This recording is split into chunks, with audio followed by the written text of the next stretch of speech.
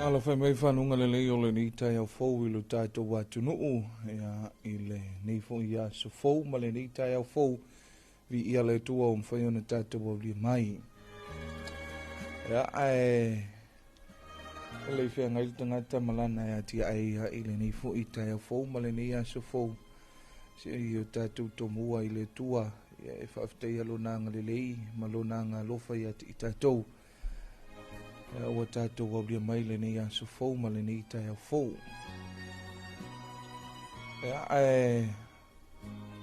Se o tātou to mua i le tua i le nei aso whaaftei alo nanga le lei. E sa ta otolo tātou atunuu i le pōna pōi ma lo longa ma tōwhanga. A o le nei e au tātou lia mai le nei aso fau. Tātou tāpua inga i le tua. E le nei fo i tai au e au se mniam tāpina ina e lana au ona le sunga i le epikopo ia Eric Taito o le fautua maulunga o le Steaky Upolu North Steaky ia i le nifu i vaenga o le tai au. Si mele whafunganga le tunuu ia o le tātou tāpo inga i le tua.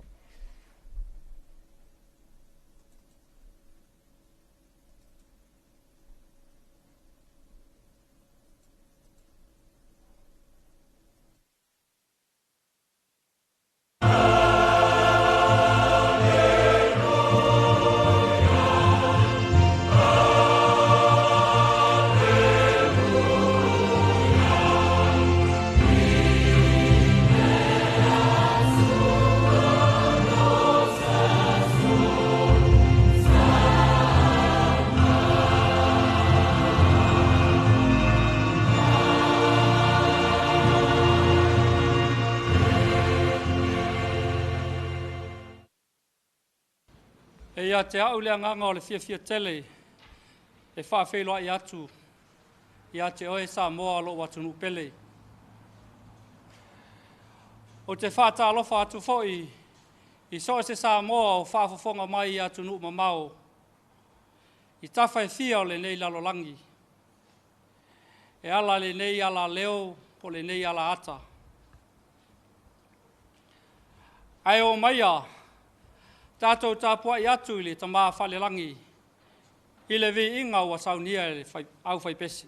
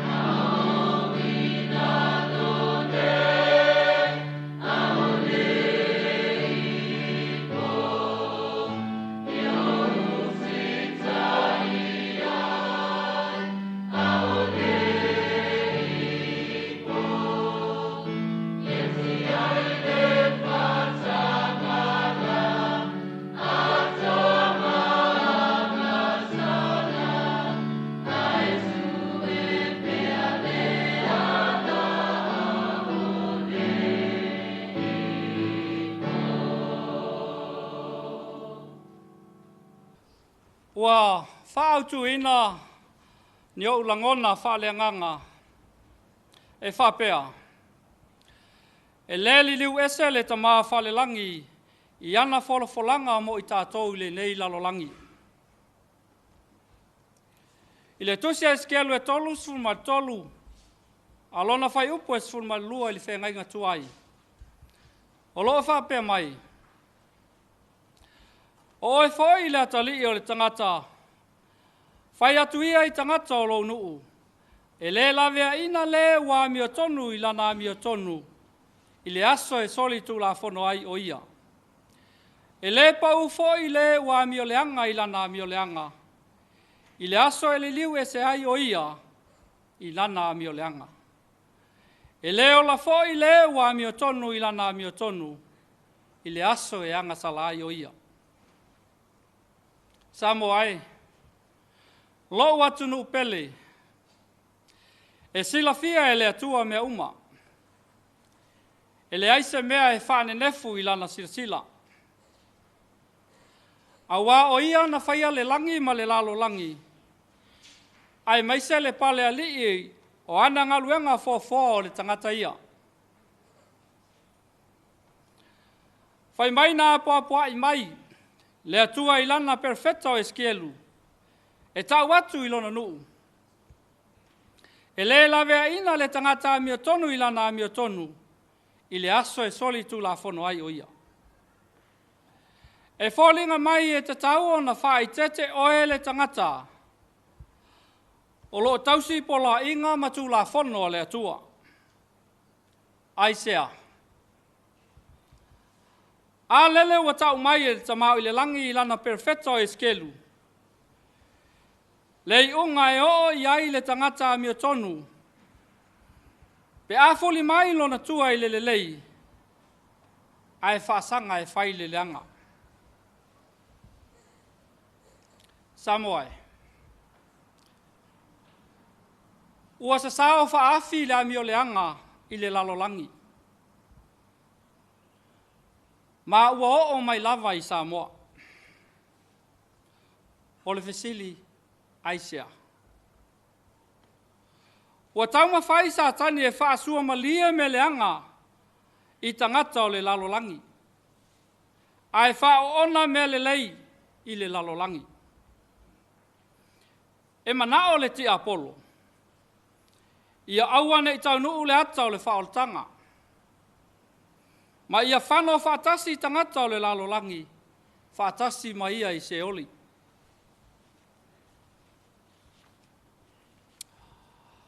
O te fia whaamatala ina se tala, i le mafutanga, a Iesu ke viso ma se tasio ana soo o Utah. Tai tonu o sila fia umalava i tātou le nā tala. Te leo mea le lei sa whaia e le nei so, a o la mafuta ai mai Iesu. Na lilo i manatu o le au so, e iai se mea tupu mulimuli ane i Utah. Whai mai na ua lata, so e taimi o le li whaola i le lalolangi.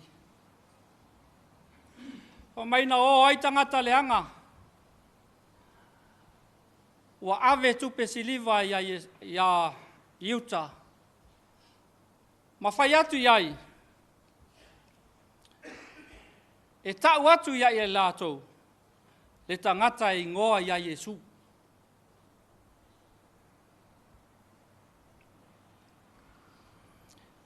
E mai le toi taimi, le te talo na te talo ai, na alu ai le li whaola ma o na soo, e te talo i le maunga o Kitsemane. Whaatolu na alu le li, saua alo mo moe, ana au soo. Whai mai na ia whetalai atu ai. E le mawhai no o tau mata ala whatasi maa.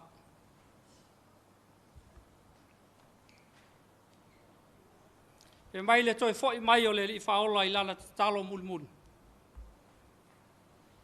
A lo o tō whawha pēa na uso. Ma o le taimi foi lea. ua taunuu atu ai tangata leanga, mai uta lea sa totongi tupe, ma alu atu ua songi a Yesu, whaailoa atu ai o Yesu lea. Ma pu e hai e tangata leanga, ma ave Yesu.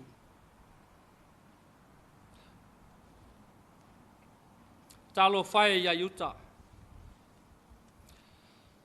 Wa ngalo atoa ia yuta, lea lofa, ma leanga le lei, o lea li i whaola ia te ia. Talu ailo na nau atu, i le o le lalolangi, ua whai ai se whai unga se se. Whe mai le whai unga le nātala. E le ngata i le whaalataina e yuta o Yesu. E na i uai na pule lona ola.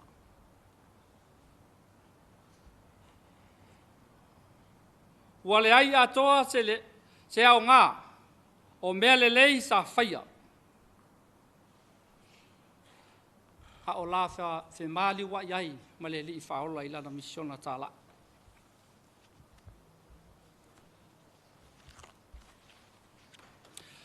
Ai whawhewhea le tangata ua fuli lona tua i le leanga. Ai whasanga mai e whai le whina ngalo le atua. Whawhawhonga o e Samoa. I le wheta lainga manino le atua, i le tangata e tuu le leanga, ai whasanga e whai le lei. E le pa ufo i le wa mi o leanga i lana mi o leanga.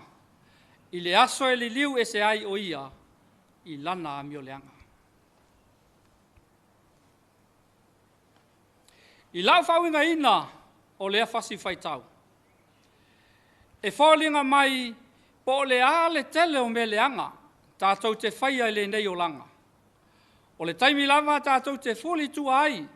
ma whaasanga mai e whaile whina ngalo o le atua. E ala i le ino masala mō wha maoni, i mea leanga sa tātou whaia. O le a wha mangalo ina, ma tau a mia tuinu nina i tātou, e le tamā whale langi.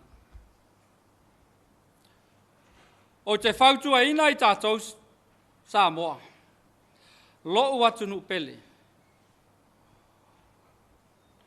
Ua whina ngalo lo tātou tamā o i le langi. Ia tātou o atu i a te ia, ma whai alona whina ngalo, e ala i le tausia o ana tū la whono ma polo inga. Ina ia tātou maua, le manuia ma le ola whawavau, pe ama vaele nei o langa whale tino.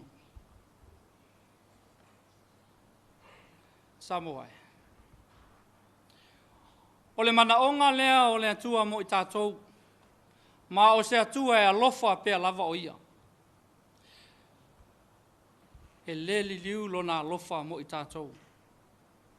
Ai manatua foi pe na whai maile au tū. E leli liu ese le tamā whale langi, i ana wholofolanga mo i tātou. O a mea wa tau mai e le atua mo i tātou, e tau nuu nā walo anga ma mea uma wa ia wholofolaina mai. Ia whamanuia le tamā o le langi lau whaafonga anga Samoa. O te whai ai le nei tautalanga i le suafo Jesu Keriso. Ameni.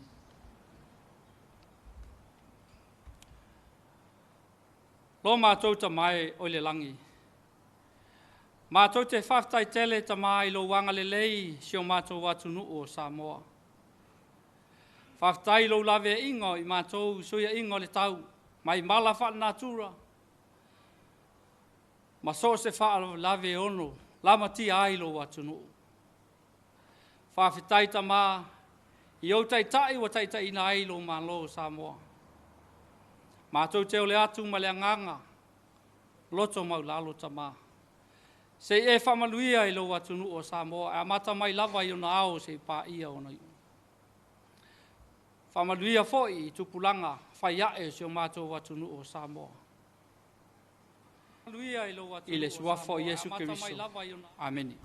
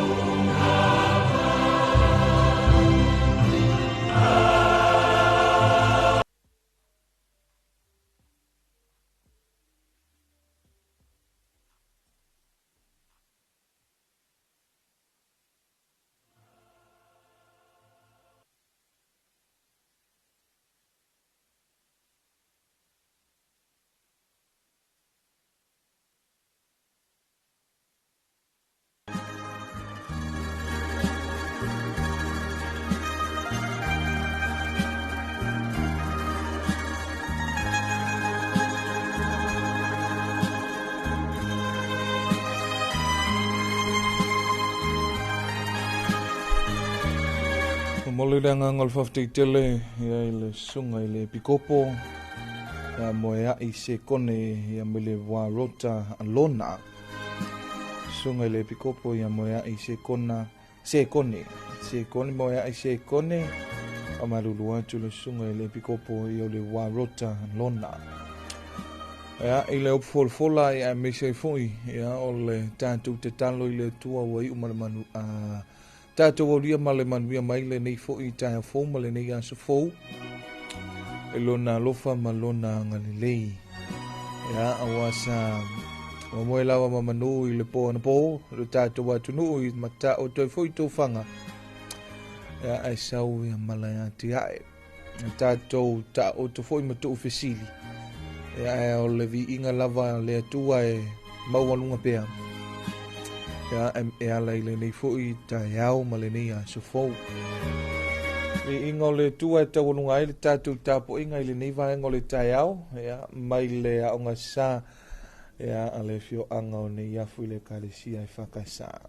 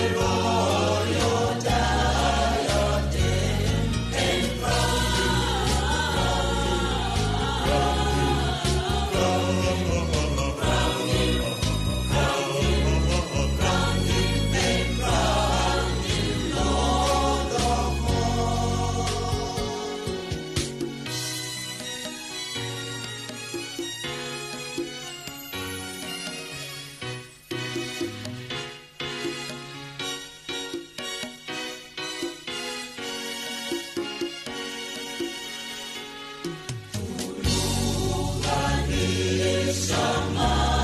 kaya, sinala kaya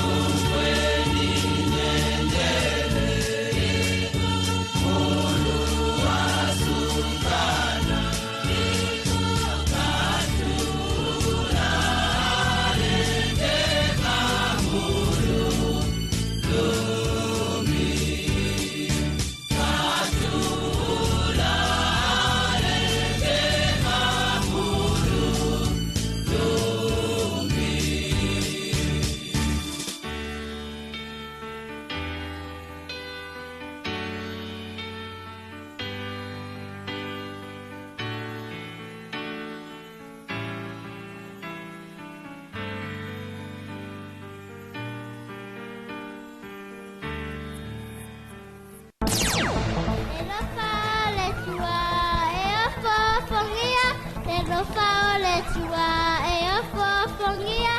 le lo fa le tua e o fofongia le lo fa siri le moa u fia fa lo no tu ai pi tu mas pulu amau number 1 O le mea nea seki kua I pi whaoro. O e mau ai pese kua I eisi au whai pese I ua lewa. E pei lau lea. Pa fofonga la oi. Le puni ala waa. Benino tia whau.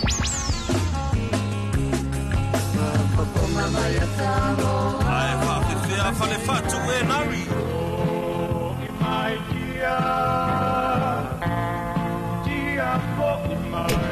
Ma atunua.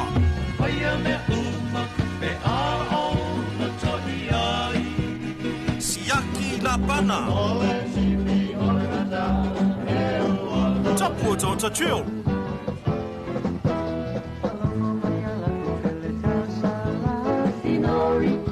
Le tu AP male, fai aso serenaders.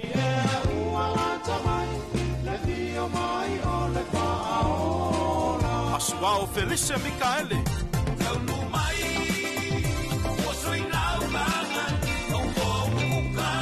Le matangi mai se sai. Le fufui facasio mali.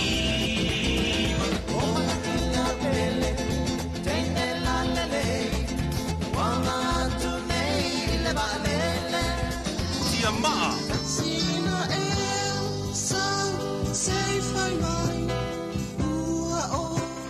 Heavy Tama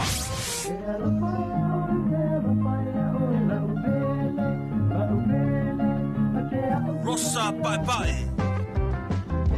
Bye Bye le mataofi pe na fai ai tuma ele avia in fai na ta ai pia ai fa Le Rosa le faccio tauranga Pachima pole au mai moa Male tele o nisio au fai pese ua le masino I lunga o si fofongo le aturu le 2AB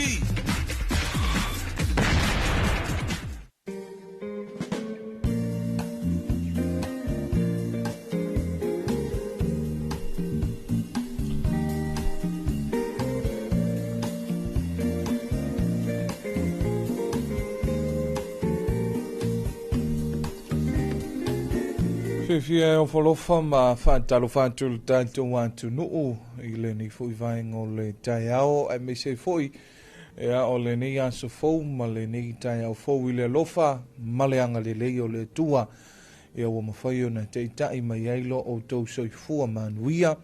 e a me se ai e o so mātou wola e a I le ni fui aso fau le aso tofi le nei le aso tolu se fulu Asa tolu se fulu e o le nei masina, le masina lona se fulu, le masina o ke topa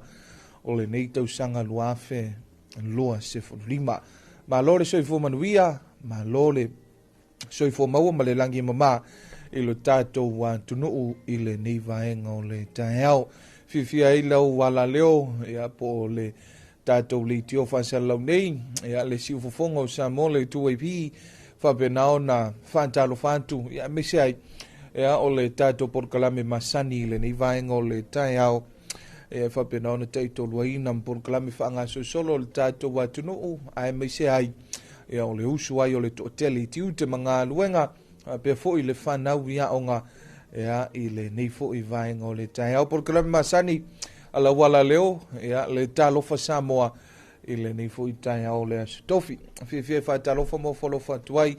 E ai le ainga salvi po au na tofi le tua. E au lofa penao na whaafale le malu, whaafale tulu ia. E so se whanta whaitaulanga fia. E le ngate I Samoa nei. E me se ai. E o atunu e mamao lofa penao na tala ina ai masuina le puna vai o le ola. Ma tala ina le tala le lei o le tua. E a wafoi e a lo tātou I tu whaale anganga. E a po lo tātou o le whanga ina o le tātou whaatou tua. Ea mawhai ai o na maua so tātou sao ea I le malo le tua malo le soifo manuia ea I le nei fo I a so fau te itai o le tātou watunu le tāwhatolu o le whainga malo a Samoa whaatalo whaatu ea I lo o tau pa ia malo o tau mamalu ea me se fo I te itai o le tātou watunu malo le soifo manuia le fionga I le amo malu o le malo malana masiofo ia ile la ua foi tapo inga le la ua foi mtafo yoi ma lor soi fo manuia ia le mamalu o fionga i sui ia po o ila to ia ta ua fono sui tofia ia ma lor soi fo manuia ia ma lo fo soi fo mauma le langi mai ni vai ngole ta le fionga le palimia ia ilana foi singanga singa se tunu mamau ia fa ma lor soi fo manuia ila ua fionga ma lor soi fo maua fa pena ia le talo le tatu tunu ia me se fo le tatu wala leo fa pena ona to fa fo isi le malosi ia e tau ave ai ia tiu te manga luenga ia la ua fionga pe ato te liu mai le tatu tunu ia le vesenga o minister ia umtanga luenga te itasi po le tatu kapene tamalo soi fo manuia le fong fetalai ma sui mamalu mo le tatu parlemene ma lolo soi fo manuia ia tua fionga ia me se foi ia le fionga i le famsino sili ia ma le vesenga o famsino me se le tatu famsinonga ma lolo soi fo manuia tinam tamama tutua ia me se ai tupu matamali fale ponu failaunga fale tua matausi fa pea tupu langa talavou ia ma le fanawiti malo talofa talfolava le tatu tunu e le nei foi vaenga o le taiao ia le tununga ia ua e foi lo tatu tunu i tapenanga masani ia i le nei foi vaenga o le taiao ia i tiute o ngā luenga e me se ai ia o nisi o le whanau o le nau tapena i le aonga pe o le vaiaso le nei le tau mātau atu foi ia i nisi o aonga ia manisi foi o fufuanga le tatu mtanga luenga o aonga e pe o le vaiaso le nei le whanga solo ai ia tulanga o suenga suenga fai o le ni tausanga ia whamaloa to le tatu mtanga luenga o aonga ia ma le fionga foi le ofisile o pulenga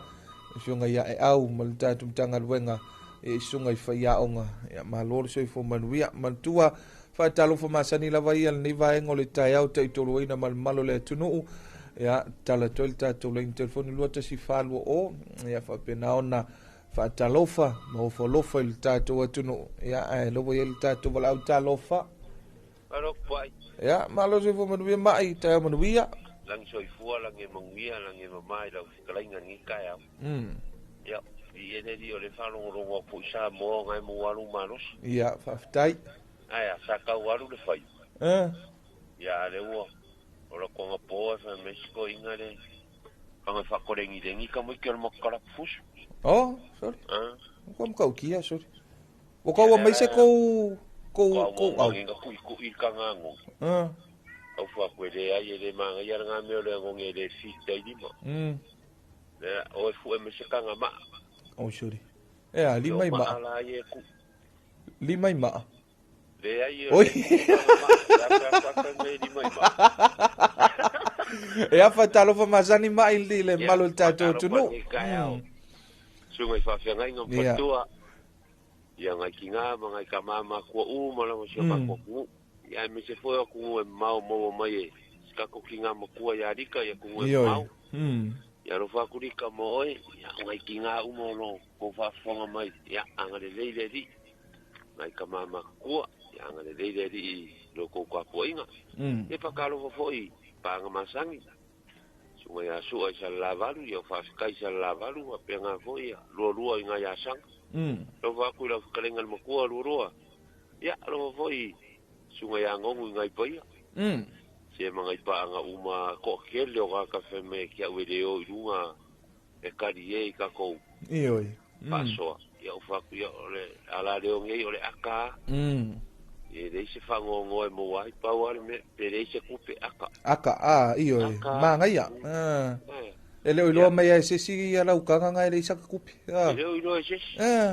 wale ya msisi ilo mo kwa ngo si le panka nga fe roi mo se furusengi ya fakaro ko foi pa nga ngal komo ioi ya mi se vol mo ku sai ya tile junga fa nga ya fari le chihuahua wa mo ma sai aula ma ko ya alo fa ku le sunga fari mangier nga venga ya va penga fu fakaro foi ya mo malo e va pe fo si tole o ama ya ri fa vera ri ko e video fa ver Ea la soifua ia lom tua favela. Pisi lom tua wa le wa lak ke mio asfifia. Sao kau de video kilo mo kuar ki kereo kau pusa mo wale mo faia silo mo kuar. Ya lo fa ku va vera ni kaya. Ya lo fa panga umalava ya sio mo pele ngi vailoa. Kalenga ya ukanga vayaso ya va pe fulon kau sio mori. Alo fa ku ya kalenga mu ese. Mo ese mo sio fa kuar mo sia la fareoloa ya va pe nga foi. Le sunga ya asoleanga ya ingai ya vai loi puloni mo sia la fareoloa mo no fatua fa maka ya male kama ya kunga vai yes alo fa ku ngi kaya e sio mo pele ya lo foi kam fa nga ngi ai ya lo ngo pia ya ku mo mampa angalo fa fo mo fa ka lo fa ku mangia ka ko valvalai ya ale ai mangia fo sia ka ko wa ku ngi Samoa lo foi ka yo la ku wala nga lulu ka ka ia malanga ya tia yang le di ngai fe au mga ruenga ya ka ko parte ngai pe vai ya oi ngai ka ula kalaka le kari aku ia sale o kongi po o ka Filipepe wa di nga bo uma di o ka fili ia bo uma wale mfain ko livi se vai pota nga mea ya lo fa ku ngai ai do fo ka Filipepe se fa nga vo ka Filipepe oh, idea ya meteru fe awa ya pakaro fa kunika ya le sei fa mo fonga kuil kanga ma akamo ya ngai alele ya ko fa e foi lo scoring inga da lore enga ko fa me nga malo lo foi da fus ya nga mangaya ngai mangaya ya lo fa ku ya fa tai lava mai fa le tua mo lo fie ngarue ya nga lele di ngai so fe nga lo fa ku office ya fa tai ya manuia foi le nei aso soifua ya soifua ela sunga ya mai lolonga mafuta mai nai vai lo palauli ya o le wa fa fonga le tato tu nu ile fulingwa ile coach ai lo foi ya ile coach le alo foi le Samoa ya Lupe Soli ai Joseph Parker ya pe kusa male coach le al mokele sala fai le ala ufa pe mai ia boku kanga nge tu lo foi ni ta o le bo vifo o le maka ukia e ngale ngau ia yo i video ngai kamai kini e sa fuise ke mi a fa fonga mai lua ia no vinga le fainga e lua ia fa taru fa tu lua ia ai me se foi o le tatu ainga ina ia sanga ia me se foi le tatu motu isala fai le motu tele ia le motu isala fai fe mai o lo ta o to foi manuia ya wa le fai mai si o salafa ia le fai ngofi le lo sui pese salafa lo salafa ia au le ya fa talo fa to itinam tama tutua ya me sai foi ya o mo malo le tato wa tunu e o lo alalam papa au ya il tato mo tuteli salafa ya me sai ya o nisi o lo fe malanga ya i va o motu e lua ya le ngai mai foi ya ile puleono i tu mo nei ya mai la tu foi o le ngai ya tu mo nei ya wa foi le motu tele fa talo fa toi le company va ma le pulenga va me se foi ta to pulenga wafu le spa pour le Samoa Port Authority ya me se foi ya o le mamalo le tato wa tunu ya o lo o tautuaina ya le mamalo fe mananga ya o le tato wa tunu o tulanga foi o fea sia inga ya me se foi ya o tulanga i fana velave awai o isi ia vae ngai tele na fea sia ia pe ya le ile si angana mali foi pa foi fana velave se angale ia fana velave ka ko kele filo ya le lole ai ya le tatu te filo ai umai talu sanga ale ile si tatu vala aule te fai mai talofa malo yung kuan ya malor soi fo manuia fo mangu yo yonga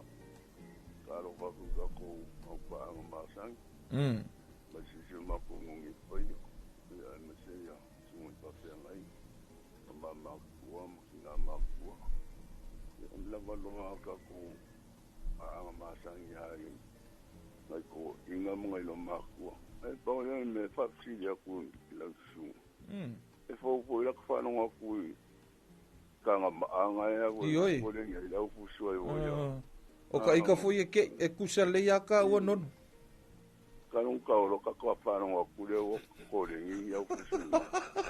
Ana fa o le mo fa fonga ngar ngau ia yo ivi kulo ngai ka ya o sore. o no ka o mai o ngai a o fusu no ngai o sa o ngi ma ka ma e ku pa na vela ya fa talo fa masani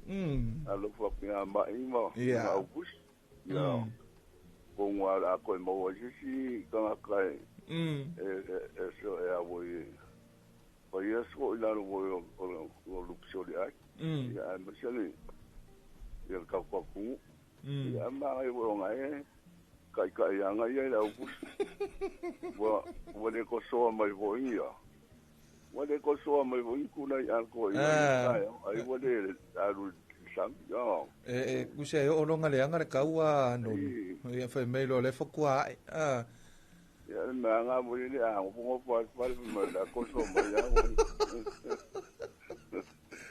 ya le ya mo ya so paftai mo ya nga luenga paftai mo ya foi le ne ya so ya i tu ma faiva paftai vala au mai ya so ya ole tanto paanga na mafuta mai nai paia ya le te mafoi ya pole sunga ya nonu ya vai ya ole awa a mata fa vela mai mai ia le tanto por kalami yang kanga mai ia lo fa i kolingi ya ai fa pe ya o tamaiti o tamamtene o le wa me asa e fa pe e nguki ele ma pe a fa pe e fa ela ko kolingi ya ai ol vai ngana ta ilo ya ya ole malo tato atunu o lo mafuta mai ni vai ngole tai o malo so fu man wia ya pe a foi le na fa to ma wo me tatou fa sele launga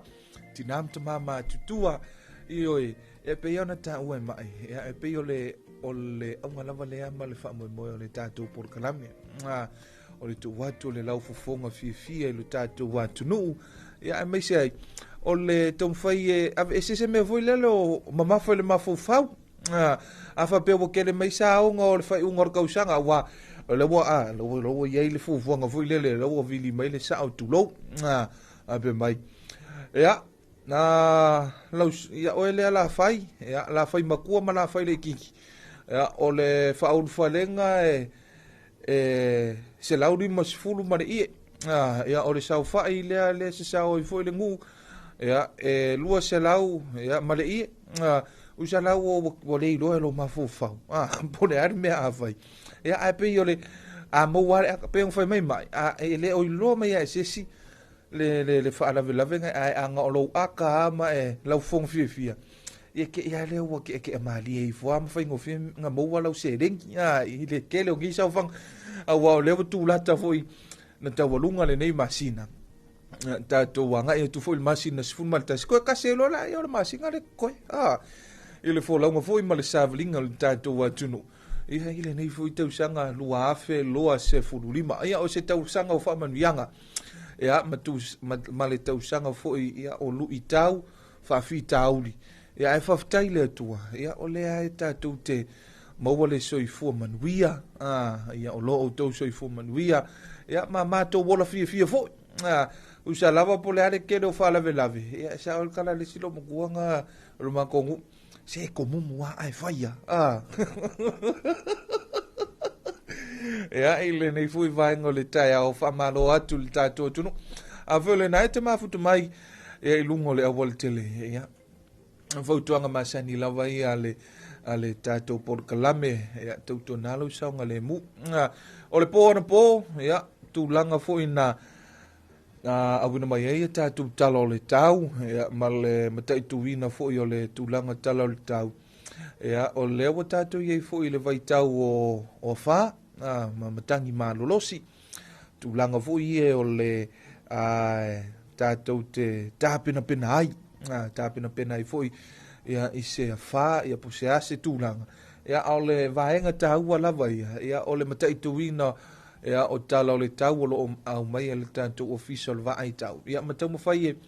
e vai vaenga fui o lo e te tau na fai e tapenanga masan ia o tulaga ia i tau alunga o fale awa o le mero o ele makangi gaming e ku saper ska mai mea ia o susu e ia le tau alunga tu lo nei tai au ia o vaenga na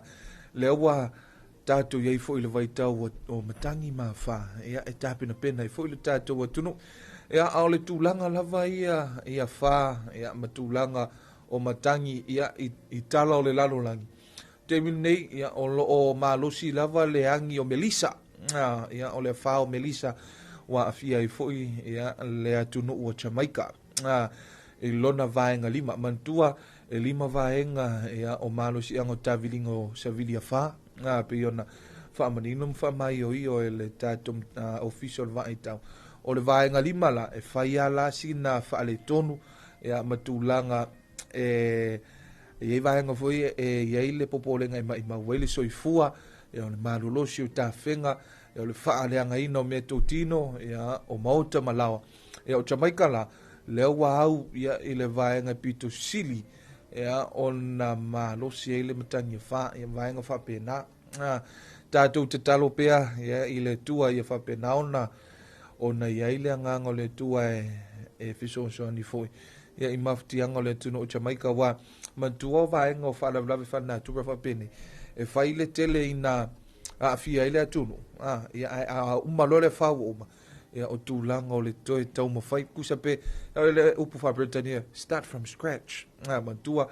ua leai ni fale ua leai ni mea totino ua leai ni faleagaina uma ia lona uiga e koe maka uma mai lava i le amataga e tatou tatalo pea foʻi mo le tatou atunuu ia faapena ia ona aveese nisi o matagia fā ia manio fā ia o loo foufou mai le faiʻuga o lenei tausaga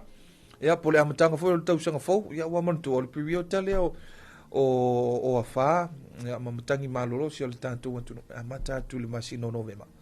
ia le masino a pirila ae tatou te talo pe i le atua ia faapena ona faamanuia le atua ia i lo tatou atunuu ia ma malutia malupuipui a sio tatou atunuu a le ua tatonu le itulai fitu ia o le taimi o le faafofoga lo tatou atunuu ia tatou talafou ia i lona uluaʻi faasalauina mai le vaega o talafou ia alau ala lea o le siufofoga o Samoa ia le tuaipi lenei vaega o le taeao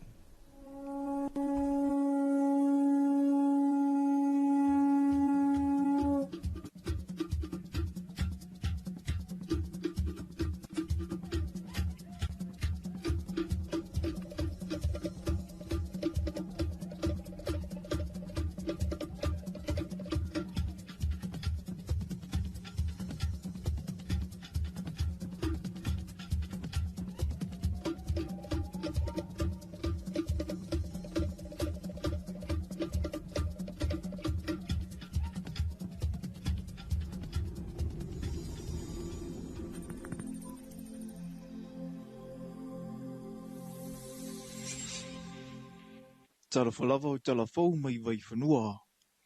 I talatumua. O le vai aso lima le nei o le whaama i tele mtanga luenga o leo leo whale pui pui ma leo le toe fuata ina. I le te ea tui whala au wha asa ina i Samoa. I le polokalame o e male tula fono i lunga o le leitio o le lua api ina wha matala ina ai le a fia o whanau. E se fulu tausanga i solinga tula fono tau whala au wha asa ina. I le vai tausanga se fulu anga le sefulu fit tausanga ia sa molia le tamaiti te toʻatasi i le totoina ia o falaufaasāina ia po le maviuana le vai tausaga foi le sefulu fit sefulu valu ana i le lua tasi ia sa iai foʻi latou sa molia vaega la le umiaina o falaufaasāina ia po le maviuana o le taimi lea o lea e malosi lava le tulaga lea o falaufaasāina ia o le maviuana ia toʻafā i latou ia lua afe lualua ia ua whaopopo fo'i ia tasi fo'i i le vai tausanga le lo sefulu anga i sefulu fit tausanga le o to lua ua mori ai ia i le umiaina o whalau whaasaina ia i le lua afe lua tolu ia ua whaopopo fo'i ia ua to a wha i rātou ua mori ai na wha ailo fo'i e o lava le whaonga ina paipa mo leula ina whala au whaasaina nei ua whaatinoina lava fo'i e whanau lai tinei o le papolenga e tusa o le whaasoa le malo o na le vaitausanga lea ua ta ua le tuatele ai o whanau na fia e te tauna tino uia o onga ai ua maitauina le sese o le whaamumua O le toʻatele o e ua molia na taofia mai le matagaluega o leoleo fale puipui ma leo la toe fuataʻina i o latou aiga li patia mai e faiaʻoga ma o nisi foʻi e ese soliga tulafono na molia ai ae e faatinoane esoʻesoʻega mai loa ai o loo aafia foʻi i le umia totoina ma le faatauina o fuala au faasaina. O le asananafi na atoa ai le tolu o vaameli ua afea Samoa i le masina nei na ua taunui o tatou laufanua le vaa o le MS Nordem ma le faamuimue e toe malaga ese i le afiafia nanafi. O le taimilona lua lenei o le vaa e taula ai i lo tatou afu faavaomalo i matautu mai lana malaga muamua i le tausaga lua afese fulu ma le valu. Ona wiliwili kaua i Hawaii le wafu mulimuli sa asiasi i ai le vaameli lenei a o le itu vaa mai i Samoa nei. E toa afe valu se lau le pasese ma le au vaa e toa valu se lau se fulu ma le tasi na nga i mai ai ma na au maia e le PPE. Ua fuafuafo i asia le wafu i savu vanua levu pe amalanga ese ma Samoa. Ua maitawina le toa le o tūlisi o lo ofia asia si mai pea i o tātou lau fanua e moli mawina fo i le mātangu fie ma le lanu lau ava o Samoa malona se o mga o anga nuu a toa ma le tali malo o na tangata o mataanga o nisi o no fuanga e tō sinatele i eitu lisi o le mawhanawhana o le tali malo a tangata Samoa e wha o Sofia e pia tangata e malanga mai ma o sefsosoani le leilea i le atina e ina o le tamau a ingo le atunuu ma le si itia o awanua whenga nuenga mo tātou tangata. O le aso lea e wha mue e toe taula i le isi wa ameli i le wafu i matautu. Ua tau nuu le polo misi a le susunga le whaafenga ngai a whale se fulu na whai ele no fuanga o wha mue ngā po le Campus of Hope a le to manga moe po ngā tia i le tausanga lua whese fulu ma le iwa. I lona ulua i taimine nā i lea no fuanga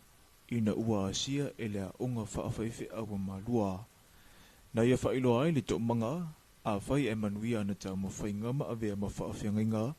na te toia asia whanau matina sawa ina. O le vai aso nei na whaataunu ina ele nā fulafulanga. Ina ua awhera no whanga o whaamuemue ngai le autarawawa le ekalesia whaapotaputunga ke wisia no isinemunga le olo o tausia nei e le susunga ia whale se fulu. Na wha ina tau mawha ai me so whaafiafianga whaaleanganga o tālunga o le whaasoa i mawhanau i tuana i mato whaapea i matina na o i mawhatianga o na usawanga. Na whamanatu ele au malanga i whanau ma e na sawaina na o Yesu lava e mawaile mapusanga ai ia maua le lotu toa e tula ia i mawhaaleuina sori ngā tula fono tausawanga ua afiai. Na whaafitai e le afionga le presidente o le whaala potaputonga ia Sili Niulina Jang le au talavou o na oleanga le lei. Talavou nā mole nei vaenga le aso manu e tele fuafuanga o whianga i male atunuu.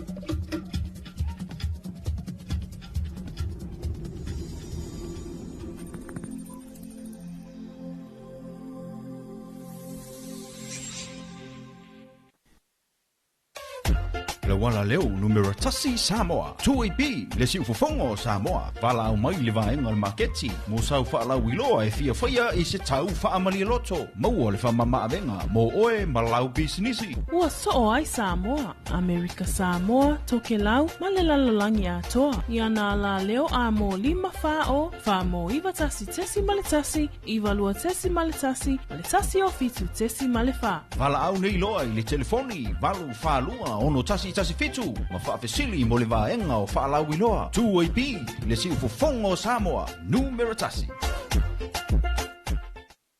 O le whiwa o pona iwi, o se whaamai e pipisi ua awhia ai Samoa. O se whaamai e taatele i atu nuu ma whanwhana le tau, e pei o Samoa, ma isi atu motu o le Pasifika. A whai e ue le namu le tangata ua maua i le nei whaamai.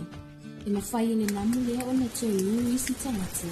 ma a fia ai le fiwa po na iwi. O aunga e vave o na iloa pe a whai wa a fia le tangata e le fiwa po na iwi. E a fia ai le fiwa, ti ngā le ulu, ti ngā so unga o le tino, po po na iwi, wha fau fau, e wha suati, e fula fula le ua ma pata le tino. O tangata e pita sili o na a fia ngō fia i le fiwa po na iwi. E a fia ai pepe me whanau la iti. O matua tausi, tina matama e taito. Whaapea fōi matangata i ai ngase tū mau. E onga tele a fianga o tangata wa a fia, pe atuai o na whaito ngā fitina. E ono a vea ma mafua anga e malini wai. Whautuanga, mai matanga yuenga i soifua na luna.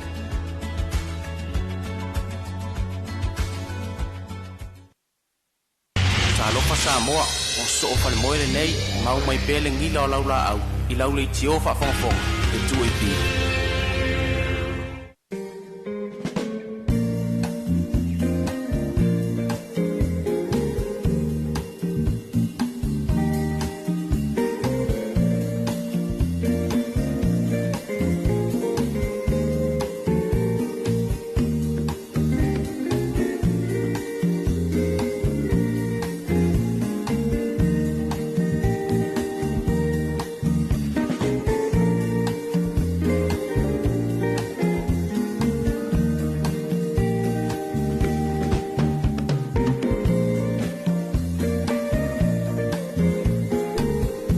Mata pai nei sako ya mai le vaenga o telefon me vai nua ya po le vaenga o telefon le na sau nem ta benaina tu fantasia ya tanto telefon ya moleni fu I vaenga o le taiau le was furman lo minute o tele tu live feed tu to fu me le nanga la wala le si ufonga o Samoa ya tal tonu ya wi fu le tunu lungo le o tele ya le usuai nga luenga o isi foi le naua tu no I fale fainga luenga ya awa foi tulanga masani ya matapenanga masani ya tauto nase maluo le taiao ya awa foi se talinga suole nei taiao ya ele amatalia foi tiu te mangalo nga me se ai ya ole mo ila to lo inuina o lo inu fuala au na eta ua lava le fai o se maluo le taiao ya fa pena ona fai momua ya ele fai se ele inuina ia fuala o te tonu se sina fa vivianga to liu mai fa wau ia le tato por clame o le talofa Samoa ia na foi pese le eva ma le fa vivianga fa filo ai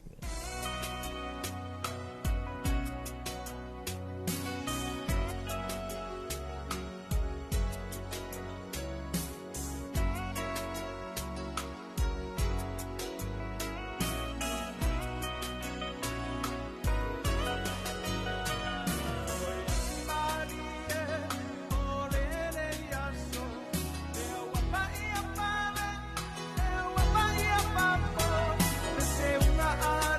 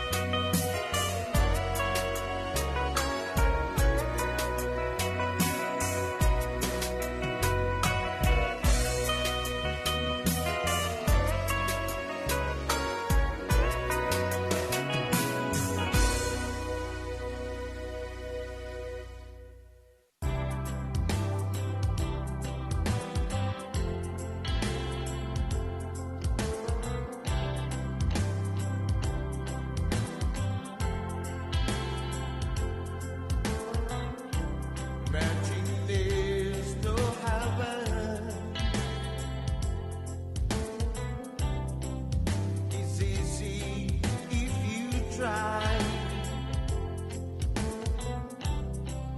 No hell below us, above us, only sky.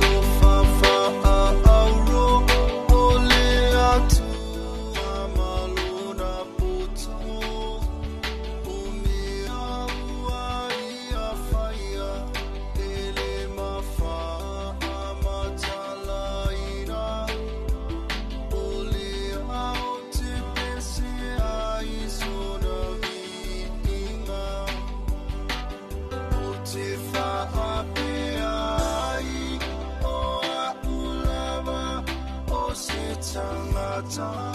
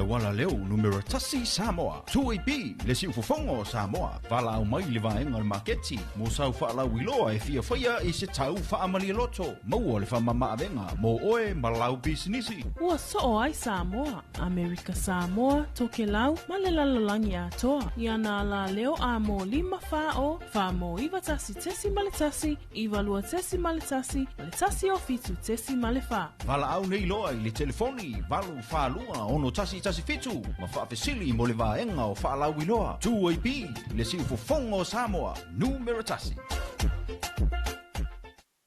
O le fiva o pona iwi, o se whaamai e pipisi ua awhia ai Samoa. O se whaamai e taatele atu nuu mawhanawhana le tau, e peo Samoa, a isi atu motu o le Pasifika. A whai e ue e le namu le tangata ua maua i le nei whaamai. E mawhai e le namu lea o na tō ui isi tangata, na awhia ai le fiva o pona iwi. O aunga e vave o na iloa pe a whai wa awhia le tangata i le fiva o pona iwi. E a awhia ai le fiva, ti ngā le ulu, ti ngā so onga o le tino, ma pona iwi, whaafau, e whaasuati, e fula le ua ma pata le tino. O tangata e pita sili o na awhia ngō fia i le fiva o pona iwi. E a awhia ai pepe mi whanau la iti. O matua tausi, ti ngā matama e taito. Whaapea fo i matangata i ai ngase tū mau. E onga tele a awhianga o tangata wa awhia, pe atuai o na whaito ngā whitinga. E ono a vea ma mafua anga e mali wai. Whautuanga mai matanga luenga i soifua malulu luenga.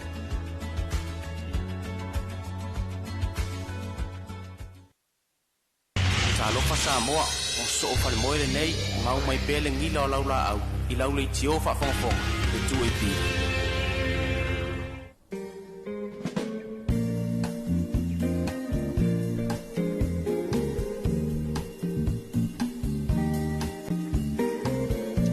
Tabele wate le tautomele nanga la wala leo le siu fonga o Samoa leo wato e tolu minute o na afa leo le fitu pe ulusu mal fitu minute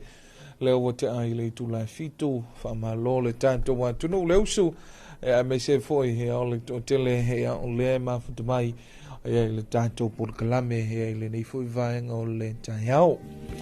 o nisi lavo tanto fa fianga musika sui fe filoi te toluaina ya male malo le tele ya me se foi o le tato wantu no ya ile nei foi vai ngole tai tu langa foi la wa amata yo na poloka le awala ya matulanga ya o le vevesio le tai ya ma vai nga foi ya ila to volo anga e me wa ta pena ngole malu le tai o le to ina male o le matua ya ma ila to foi yo lo ya foi nga se mama yo le tino ya me se ila tobolo no fufani ya fa pe fo ile find out ya ile nei fo va ngol tae tu langa ile pe pesio le fulule ya ya o tele la vaina fa pe mai ni so le mamalo le tu no ya me se o ni si fo yo pa anga tel o le malo si le pe pesio le fulu ya to tu wa tu fo ile le tu langa le tau o le fo tu anga la vaia male tu ana lo melita tu mtanga luenga o leo ya leo mtanga luenga o leo mtanga luenga o se fo malolo ina ia o le mtanga luenga o se fo malolo ina va pe mai ya eta wale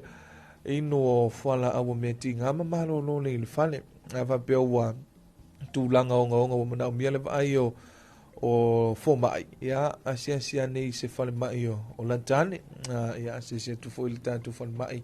ya fam mai tele mo tua ya me se foi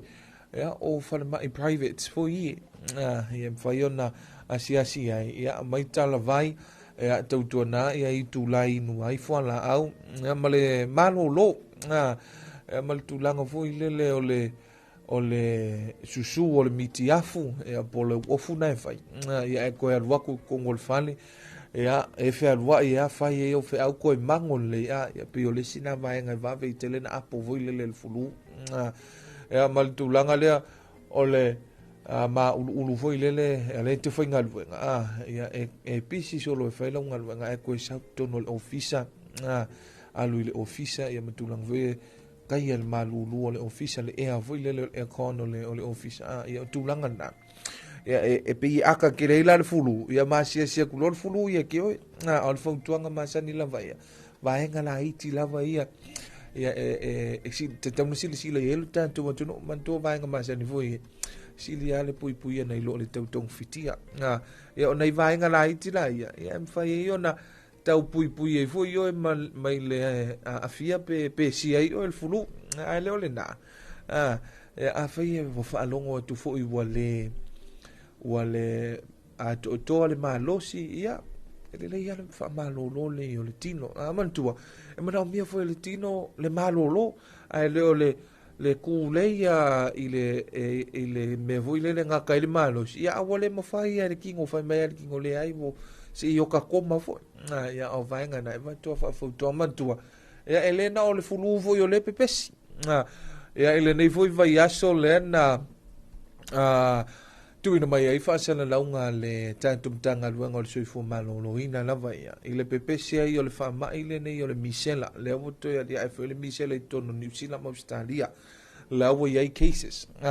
tātou te le toi fia tu ma toi tepa i tua i le tusanga lua fese fulu ma le iwa le na mau ai soifo o wano ma whanau ia i le tūlanga o le whamai o le misela o lewa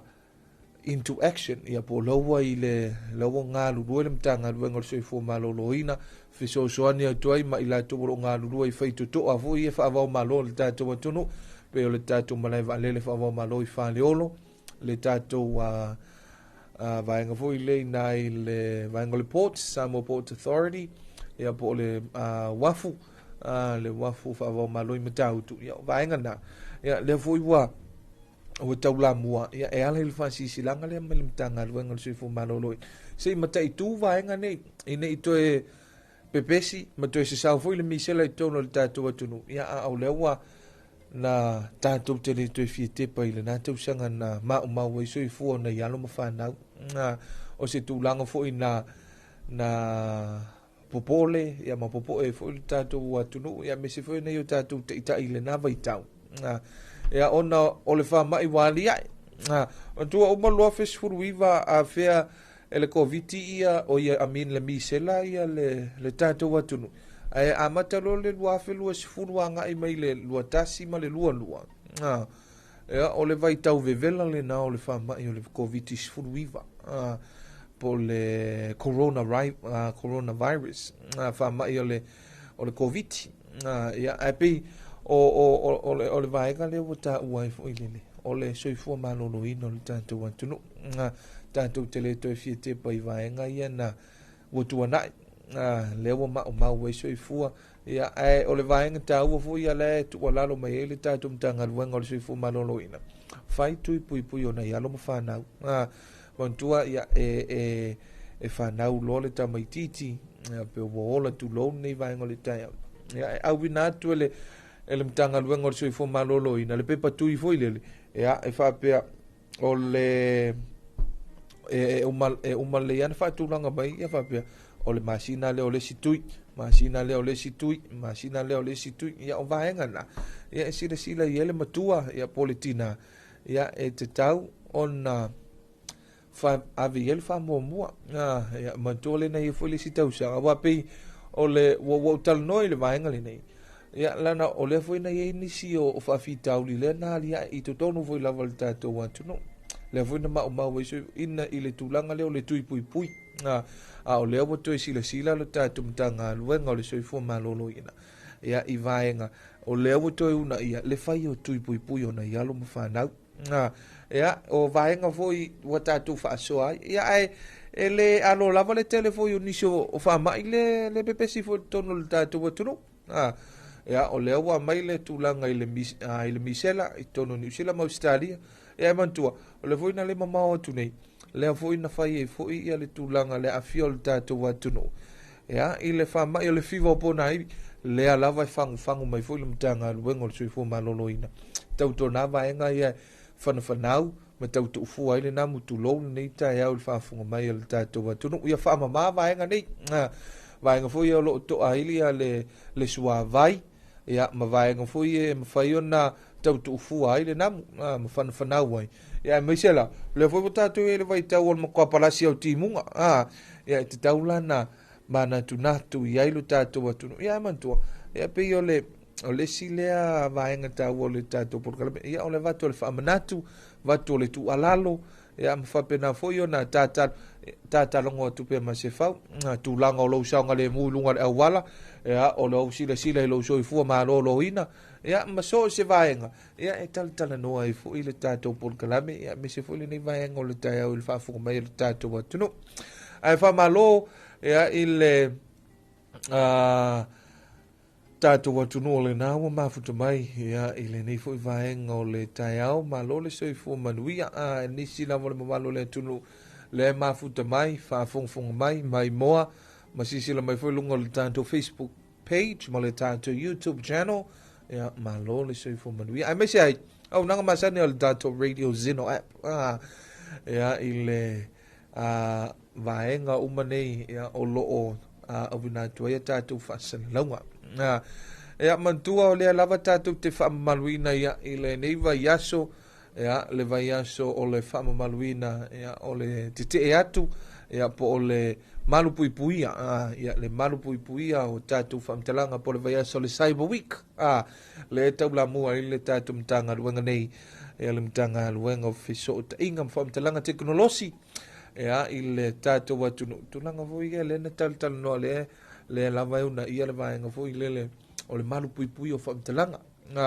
ia ma le tamu whaimatu o le tatou mtanga luenga e pei o le mua i vaenga ia pe aaria e whawhitaulia ia o le ave whanga oi o whaamtalanga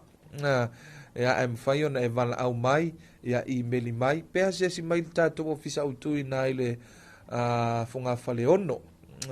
ia po le foloa ono le tatou ofisa i nai le tate ia po le maoto le tui atu to Port Moses FE Building ia mwhai ona whaatalitale noa ia so ala upule nisi o mta upu ia manisi foi o vaenga ia o wafole no fusila fia le tatou watunu ai o vaenga na pe o le whaamaluina o ia o le whaipaanga foi le tatou mtanga ruanga manisi o ana paanga whaavau malo pe o na iei le vaenga le rapid mai au Sitalia e foi nisi o le malu e foi nisi o tatou paanga whaavau malo mai le Pasifika ia o New Zealand ia o Amerika ia pani vaenga whapena ia mwhai ona o auina ia lo tatou watunu ia misi foi le tatou mtanga luenga whaalau tele le silafia ma le tumai ia mwhai ai ia ona whaatinoina ia matau mwhai e tali atu pe atupu ia whaalavelave ia i lo tatou watunu whaafifianga ia i le nei vaenga o le tai au mamae foi ia e misi ai Polokalame masani pe sisifulu whaantulangaina a le tatou wala leo tomua ia i le whaafifianga nei mai a whanana Jerome Gray ma le whaafifianga We Are Samoa.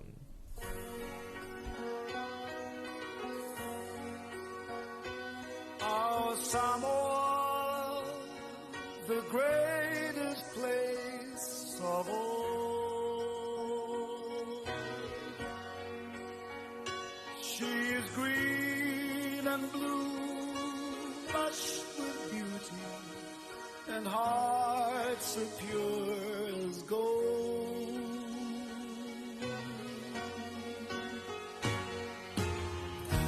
Touch someone with tears of joy.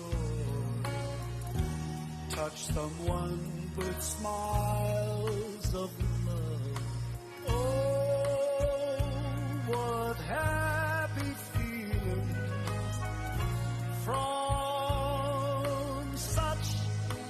happy people. We are Samoa, people from the sun. We are Samoa, and our heritage lives on.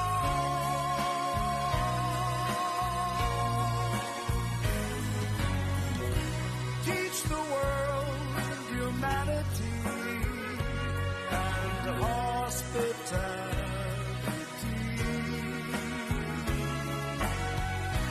We are Samoa, and the God we trust is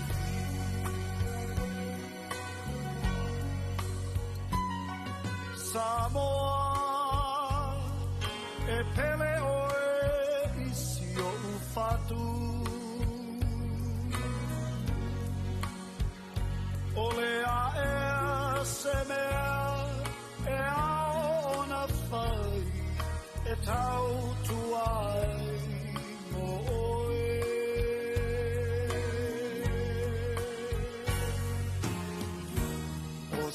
sae masisifo e tasi o le vina lea i le langi ai ngā manu tai tasi tu mai lo ao tape pe se fatasi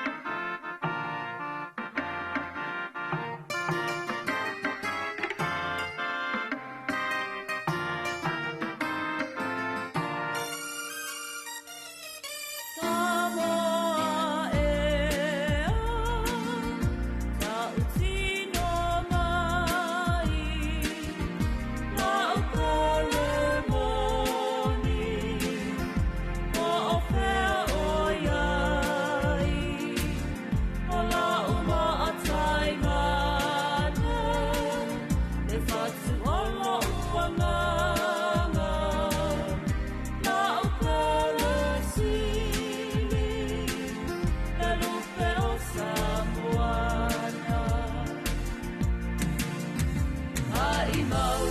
pe ana e noa ia e alo o whaamaoni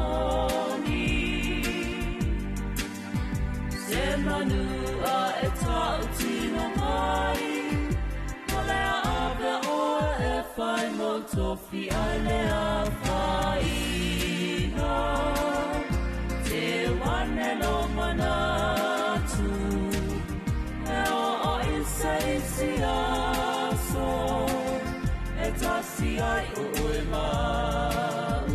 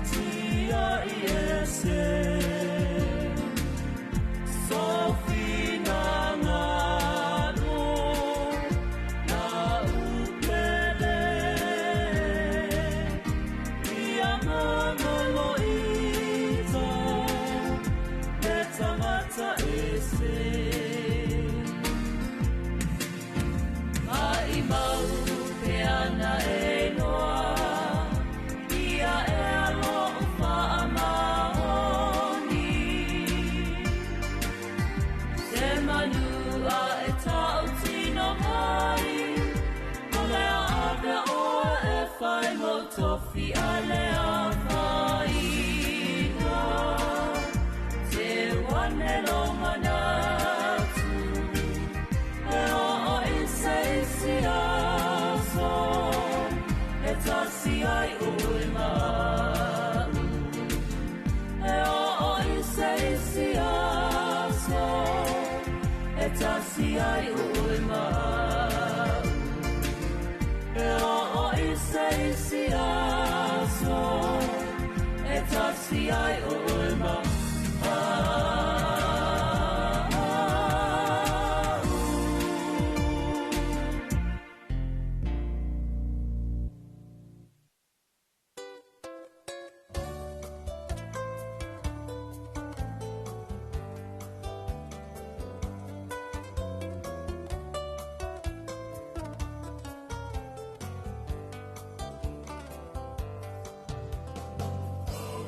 There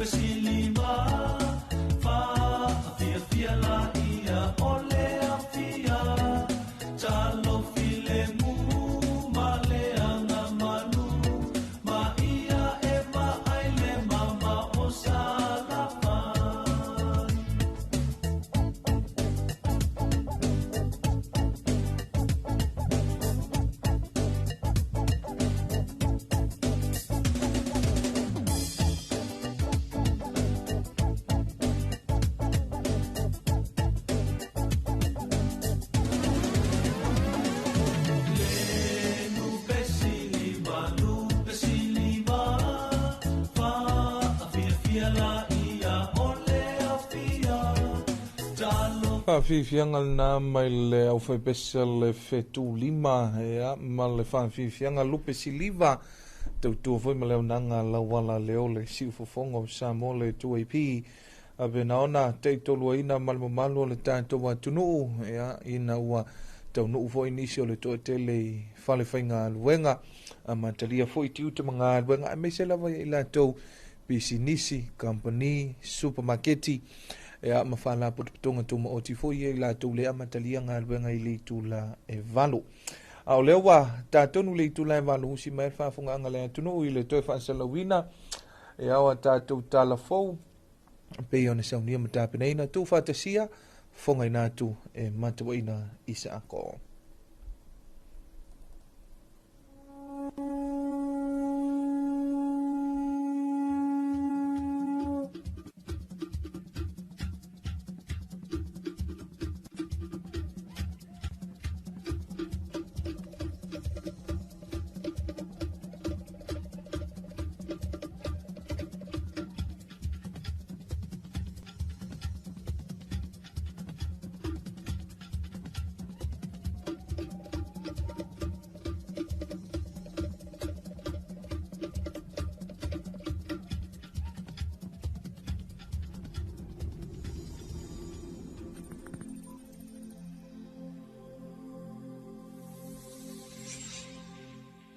Tala whalawa o tala whau mai vai whanua. I tala tumua. O le vai aso lima le nei o le wha ama i tele mtanga luenga o leo leo whale pui pui ma leo la toe fuata ina. I le te ea tui whala au wha asa ina i Samoa. I le polokalame o e male tula whono i lunga o le leiti o le lua api ina wha amatala ina ai le a awhia o whanau. E sa fulu tausanga i solinga tula whono tau whala au wha asa ina. I le vai tausanga. Se fulu anga le sulu fit tausanga. Ia. Sa mōlia le tamai te totas. I le toto ina. Ia o whala whaasa ina. Ia pone mariwana. Le vai tausanga fu le sulu fit. Sulu walu ana i luotas. Ia. Sa iei fu ila tu sa mōlia. Wa engala le umia ina o whala whaasa ina. Ia po le mariwana. O te mile o lea e malo sirawa le tūlanga leo whala whaasa ina. Ia o le mariwana. Ia to a wha ila tau. Ia luafe lua. Ia ua whapopo fui ia tasi fui i le vai tausanga le lo se fulu anga i surfit tausanga lewo to o lua ua mori ai ia i le umia ina o whalau whasaina ia i le lua fe lua toku ia ua whapopo fui ia ua to a wha i la tau ua mori ai na wha ai loa fui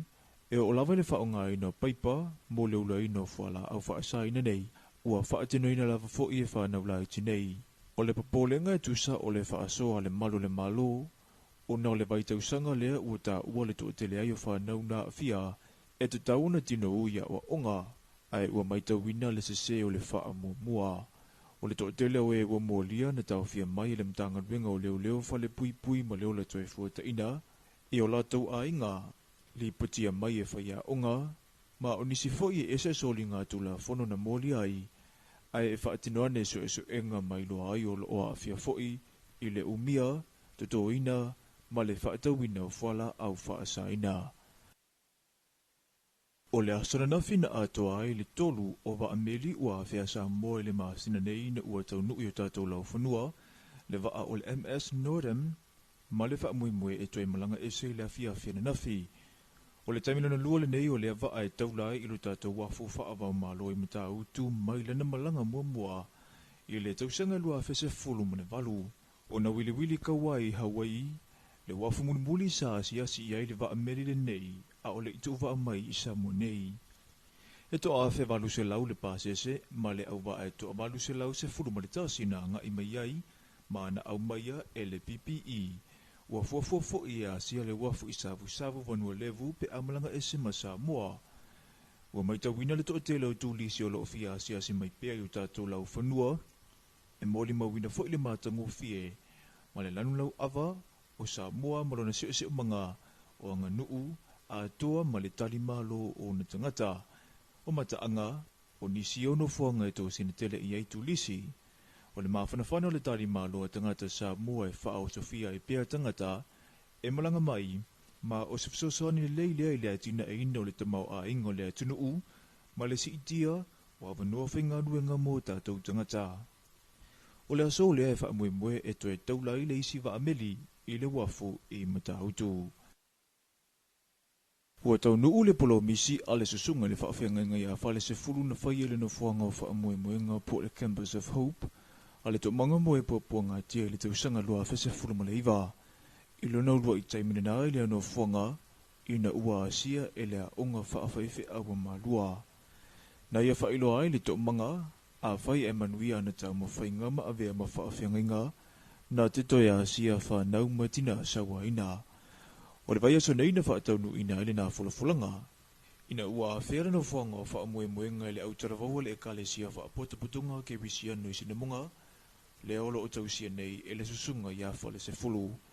Na wha ina tau mawha, ai me so whaafiafianga whaaleanganga, o ta'alunga, o le whaasoa i mawha nau i tuana i mato whaapea ai matina, na o i mawhatianga o na usawanga. Na whamanatu ele au malanga i whanau ma e na sawaina,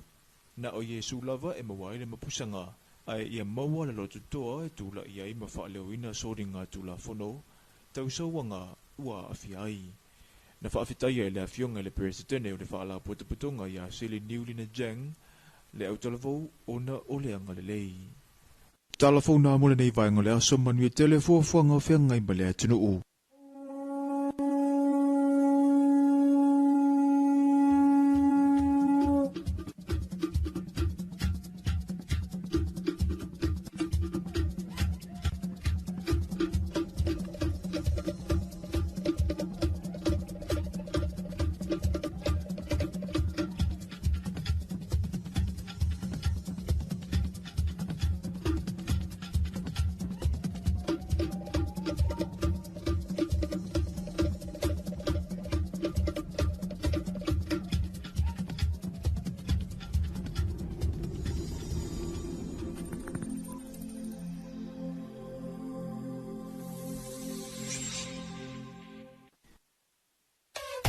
Le wala leo numero tasi Samoa. Tuipi le si ufufongo Samoa. Vala au mai le vaenga le marketi. Mo sau wha lau iloa e fia whaia i se tau wha amali loto. Maua le wha mama avenga. Mo oe malau bisinisi. Ua soo ai Samoa. Amerika Samoa, toke lau, male lalolangi atoa. Iana la leo a mo 5 fao, fa mo iwa tasi tesi male tasi, iwa lua tesi male tasi o fitu tesi male fa. Vala au nei loa i le telefoni. Valu wha lua ono tasi fitu. Ma wha fesili mo le vaenga o wha lau iloa. Tuipi le si ufufongo Samoa. Numero tasi. Puipuinga o fianga o le pesi ai o le wha mai o le dengue fever. Ia matua wha atamaia no fuanga uma e tautu ufua mana no fwai namu. Wha mamala pisi mau tauta i ta whawhale. O na ole nei vai tau o timonga. Ua vai ai le tele o vai toa. Pauta avale maisi me whai tino e toa ai le sua vai. Ia matua wha mamavaianga uma nei. Ina ia tau fia ai le pepesi o le dengue fever i le atunuu. Tātou ngā lulu e whaatasi, mo se sā moa maroloina. Mo nisi whaamatalaga, whaasota e ntanga luenga le soifua maroloina. Telefoni ono varutasi o.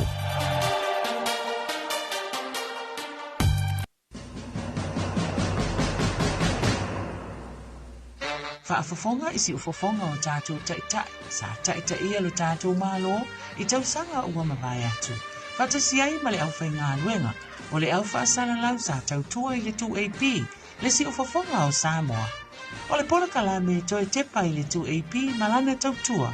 O se tau tua na amata mai le tau sanga e a whenga se lau whaasfo mai fitu. I le nei talu fou, ua ofi mai suinga o na ofesa o ta inga te le mamame wha te konolosi. O le ala leo e tasi na te longolongo pui ali i Samoa, i taimi o wha ma wha alamelame mātua i a tutupu wha afosei. Ai meise o le whaasana lawina o ngā luenga te teli, ma sauninga alo tātou malo. Toi tepa i le 2AP malana tautua, le si ufafonga o Samoa, i tū lai se fulu i tai au o asolua, ma aso tofi, toi whaasana lawina i aso to nai o vai aso taitasi.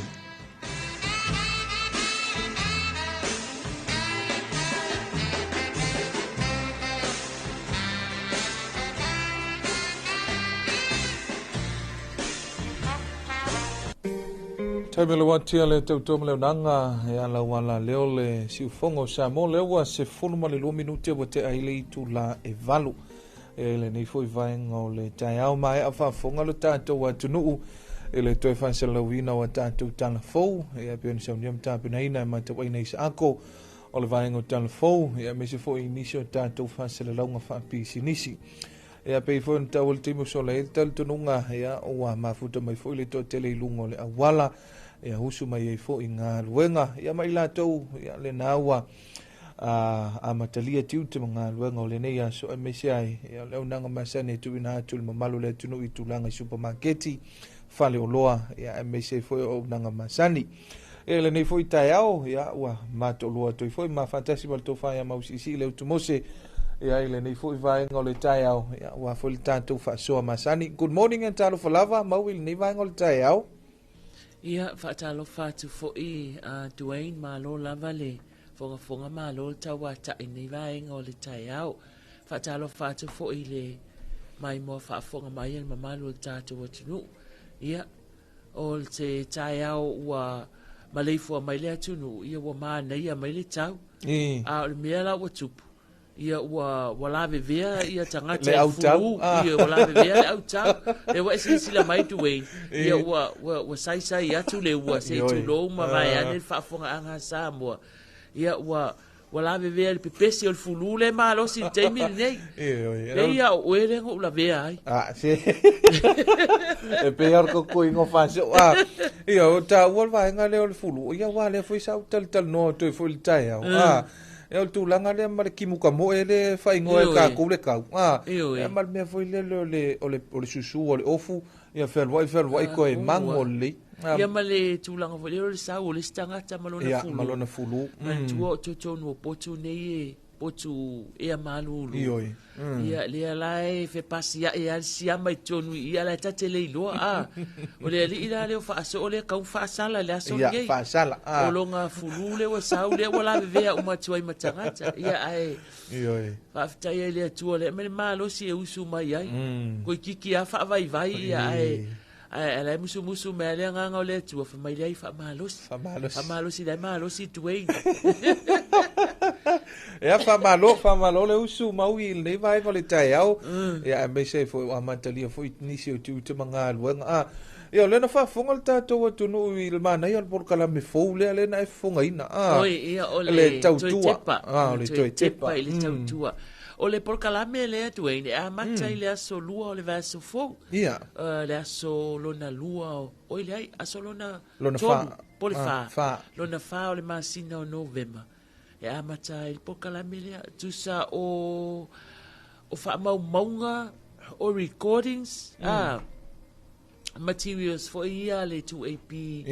sa pu e nei to tono me ia ta o le real wa isi le sila fo ia Dwayne real to real ia aso na le analog te mina sa mato fa nga ina ia me o masini fo ia tu ile masini nai e te tango au maile ave ese maile rio mai tono le pusa fa amau ilunga fa apea i ona ta ai lo le anga ile si masin sa la play ona alu le fa apea le lipine ka bo fo inga e alu lua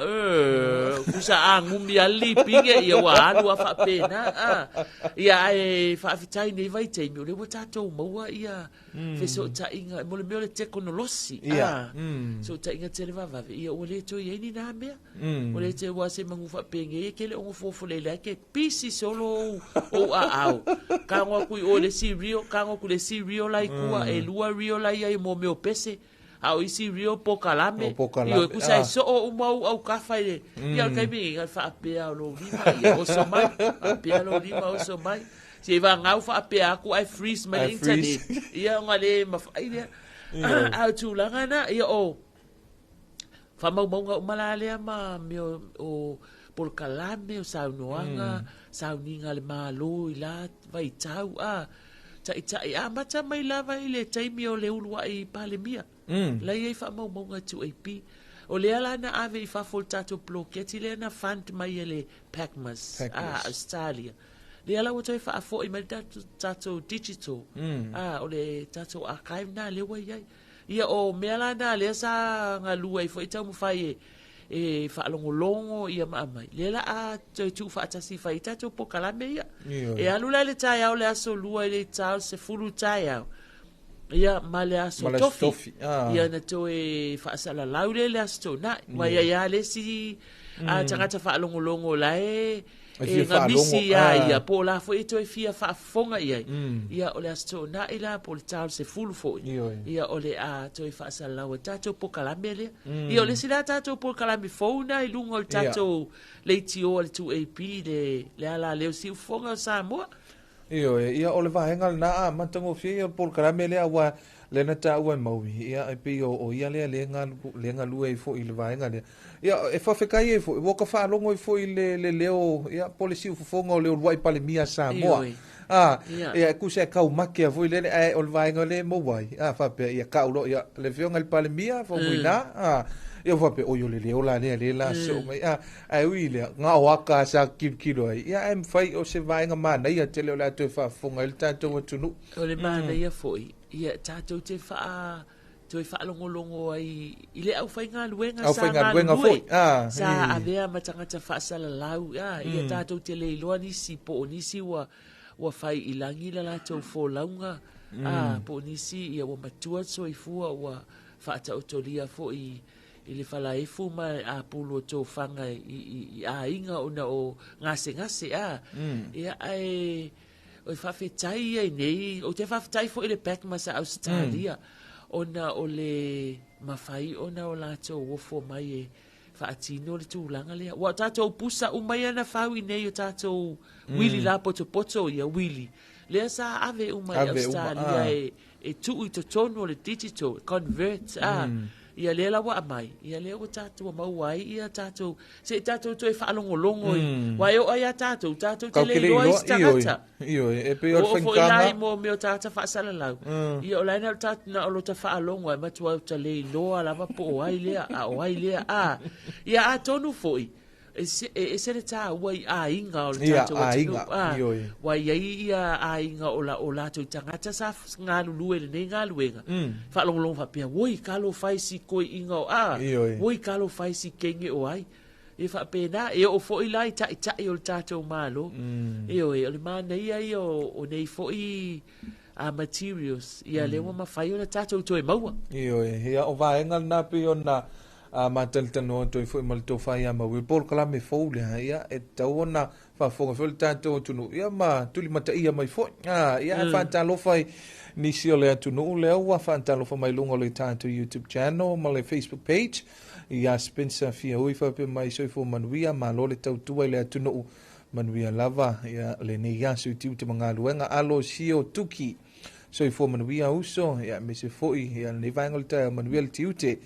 Vaa kitiona ta lofa le lua sase lua manuia por kalame e ole ni foi vaenga le tai au ia ila tona na mafuta mai Facebook page ole YouTube channel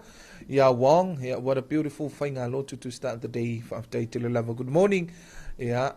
ole sunga ia asi sala pira tupai pira asi ia o Jean Purcell good morning ia ile ni vaenga le tai au mafuta mai nai Washington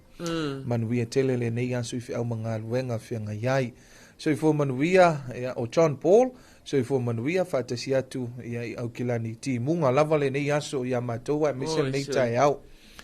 Stan Shepherd fa be mai fa talofa atu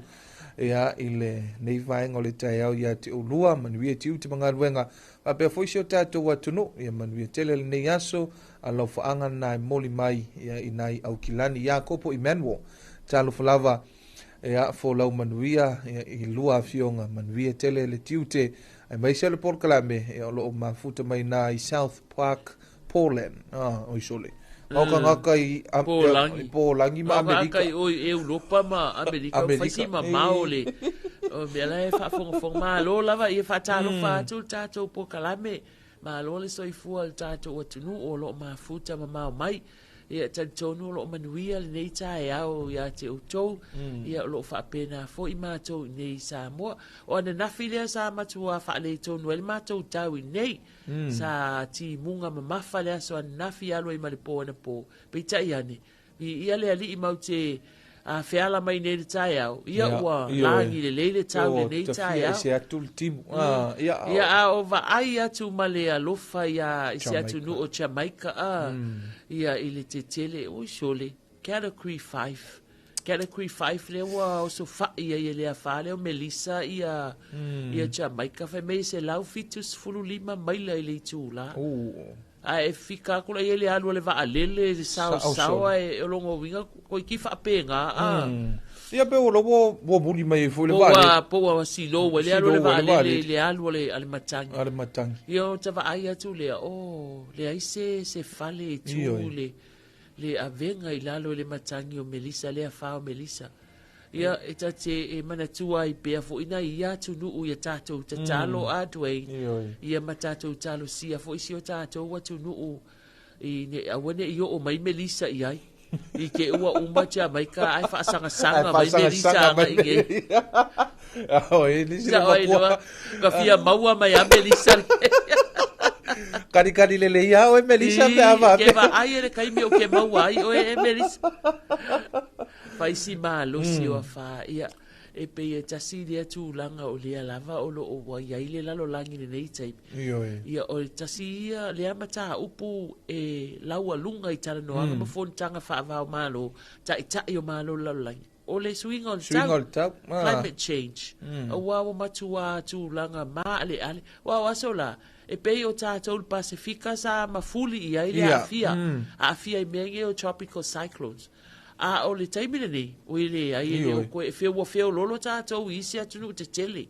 a lui foi America a lui foi Britania a kusa atu no te tele ia le pe wo e matautia atu a fala wa afia ila to wo o ile category 5 ia Armenia e pe yo o te tai o atu motor Pacifica fina wina vainga io le swing o le tau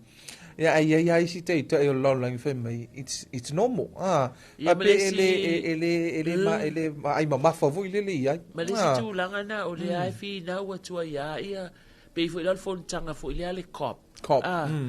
ia o le fon tanga na e fi na wa ia tai o Pacifica ele tu langa le o le faiti o mo me o fale ngau si mea langa ngai sa wa le kasa inga kasala nga le mafu ai ona fa le nga ina le tato si o manga ia maleftu iti ala le vevela le ai fi na wai tu ilalo le 1.5 ia le mele mana o tato ia pe fa karinga kulia kama ia malo ke kele ia fa apela nga la po ala ko ke lo ka po wan me na mo ka nga fa pa o po mo mo me fa pa nau fu ila tou ona o le tamau ainga o le tamau ainga a ta ofi nei la falenga o si mea nei ia o luna winga ua fale tonu fu ila tamau ainga wale fa moi ia a o lea fina watu ta tou ne le Pacifica tu nu vai male ma le ale ia sole si o a ko ngau ko ka mau ainga ai fa fe mako ai fa fe mako wola a wa ia mo tato wa ai atu la ele fa ilo ngala va ele fa la fa natura ia se atu nu ma ele fa ilo ngai fa pe o le so nga o ke le so nga anu i langa o Jamaica le langa o America le langa le ai le ke alu Pacifica le ai alu atu ale kama wa fa category 5 ia alu ai o le tanto ba ai fo ringo le category 5 ai pe o tato ngata ile tolu lua tolu le ngata pe o beni o le tolu ia ta ilo ai le pele vai tau ia ai po le category 5 le nei le vai tau fu le o fa ma valelia valelia la o le fa matautia le na le afana e angi le afana o le o a mata fainga luenga ine ai na fa apea mai la ia tala o le mata o le afa le eye of the cyclone na fa asanga tonu la vanga i o isa vai i o i fale alu manu na o nai nuula na le o te manatua sa tele na faina la ia maota malawa nei ainga ino nofo i le tu itai i le lata i le sami ia le sa fa apea onisi inga sa maualo lato la fitanga i totonu me vo i o tane sima tala na ave mai ua le na o mai fo'i helicopters ma sosoani mai New Zealand o ia i o se isiaki ia na ia sia fioanga lea mo te le sa la fai o no inare na pito i mafatia lava i lea fale na o vale lia o val ia feiva se lau i vatasi ia ai o tūlanga na leo ka kilo ku le vaenga lima o i le ai e le ka avale lunga e o i loli e ka ke o pe mo le o le asiu si o foi e ave umani ia o la la me fale mo vaenga uma so langa foi le ia mo le meo le tato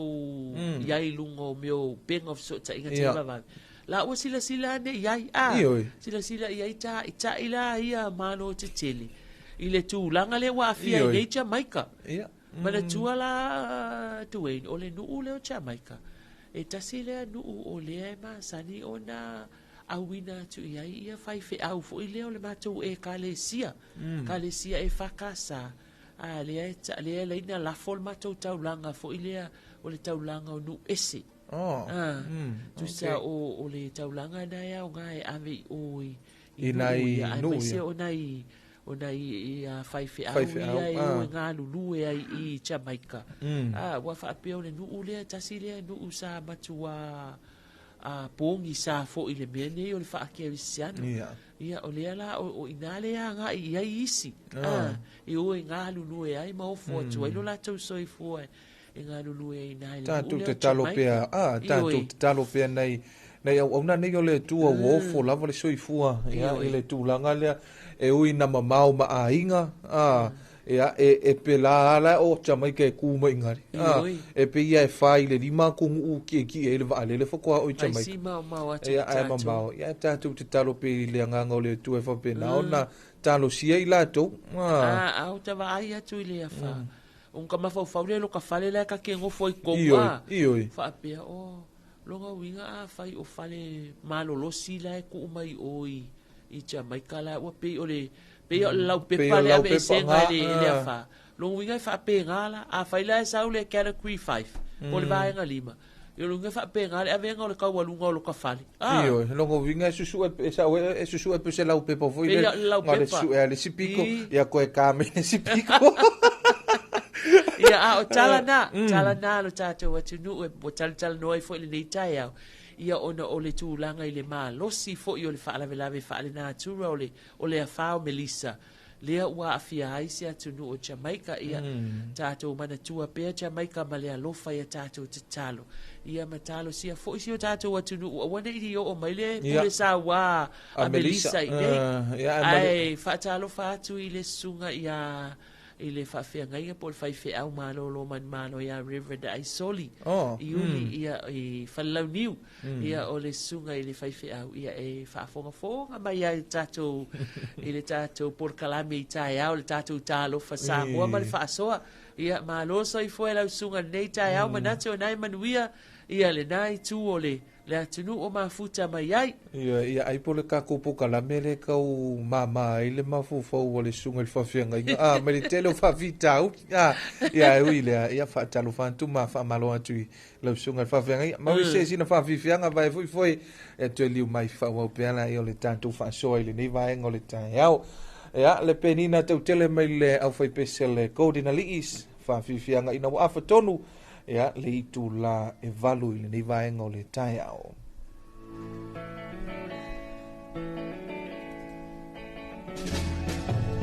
The pen in the tau tele,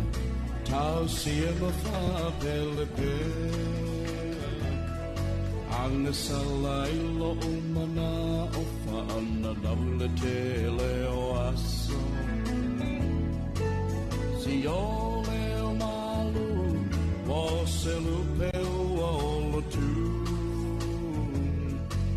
Delofa o alasi Ina o tino etasi O josi Se e fi mai Lo alofa fa amaoni Sa e fa ona no iai Te paile whaata, aua e te musua. A venga i opu tau au o tau sanga I lau vai. Vai si ona fonga au tuli pela o laona. Momo si ona tino asili ai le lofa fa atino. Le oli ve taunga ta le arasi le panona. Le mafutanga mafana le sindi le nganga. Ojosi se e mai lo alofa fa amaoni sa e fa na yai. Te pa il fa ata aua e te usuai. Au venga yo utau au utau sanga I lau vai.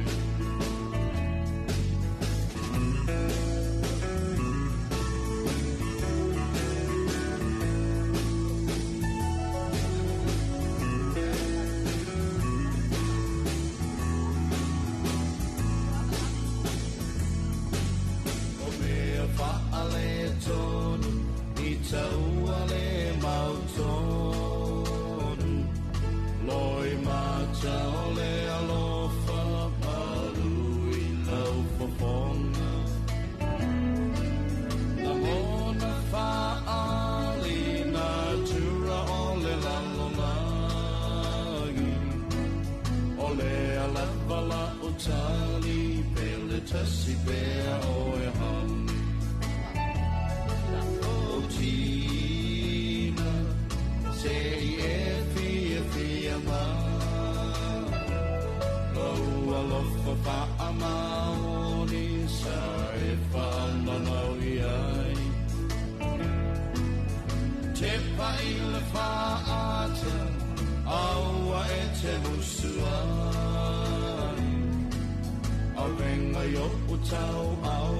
utau sanga I lau vai. Au venga yo utau au utau sanga I lau vai.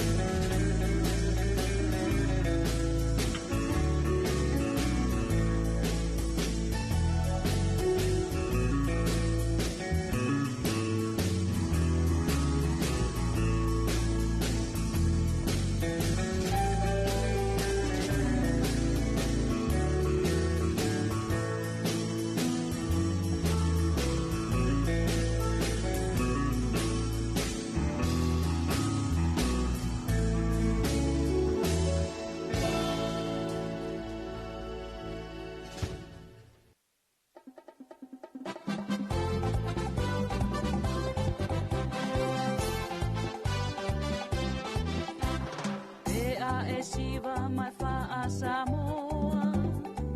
o oe lava o le tau sala se mai ala ia maata fungai wala si au tanga tinga le tele o Siva mai fa fo se senga o faina I winga peitai se lalo mai a te ine Samoa o kawa o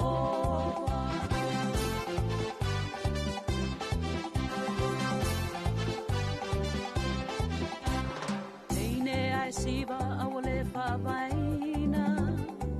ya no mena yo lima ia sausi au tanga manaya ma ata folinga tinga la tele o Siva mai fafa ese senga o faina I winga peitai se lalo maya te ine Samoa ko kawa o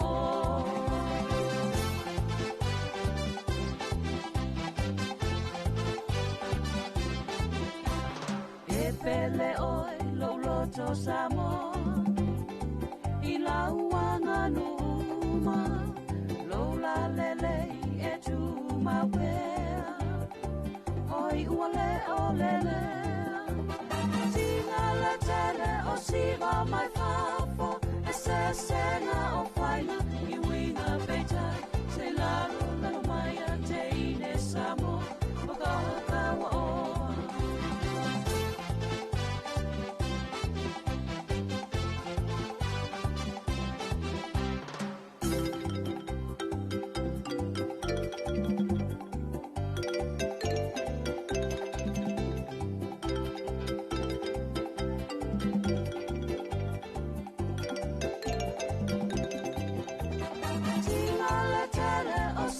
my fafo ese sena o faina Iwina beita se lalo lalo mai a te ine Samoa Kawa o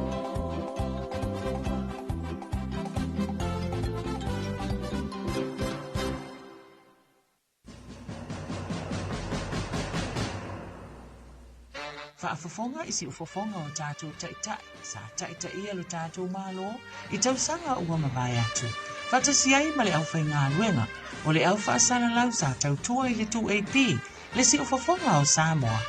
O le pora kalame toi tepa I le 2AP malana tautua, o se tautua na amatamai le tausanga e a whainga se lau whaasfo mai fitu. I le nei talu fou, ua ofi mai suinga, o na ofesa o ta inga tele mamawe whaate konolosi. O le ala leo e tasi na te longolongo pui ali I Samoa, I taimi o wha ma whaalamilame mātua ia tutupu whaafosei. Ai meise o le whaasara lawina o ngā luenga te tele, ma sauninga alo tātou mālo. To e tepa I le 2AP malana tautua, le si ufafonga o Samoa, I tū lai se fulu I tai au o asolua, ma aso tofi, to e whaasara lawina I aso to nai o vai aso taitasi.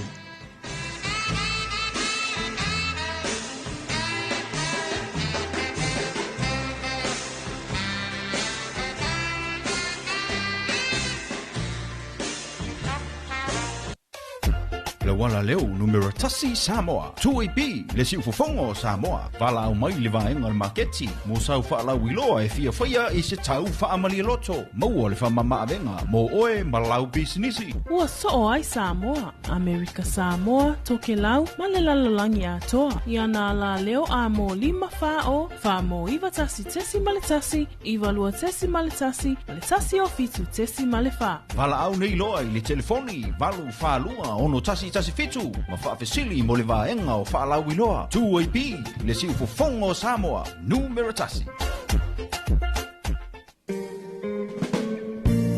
Masalonga whaapisi nisi a me se foio nisi o musika whaafianga o le nei vaenga o le taiao te itolua ina malu sio tātou atunu. Ia me se ai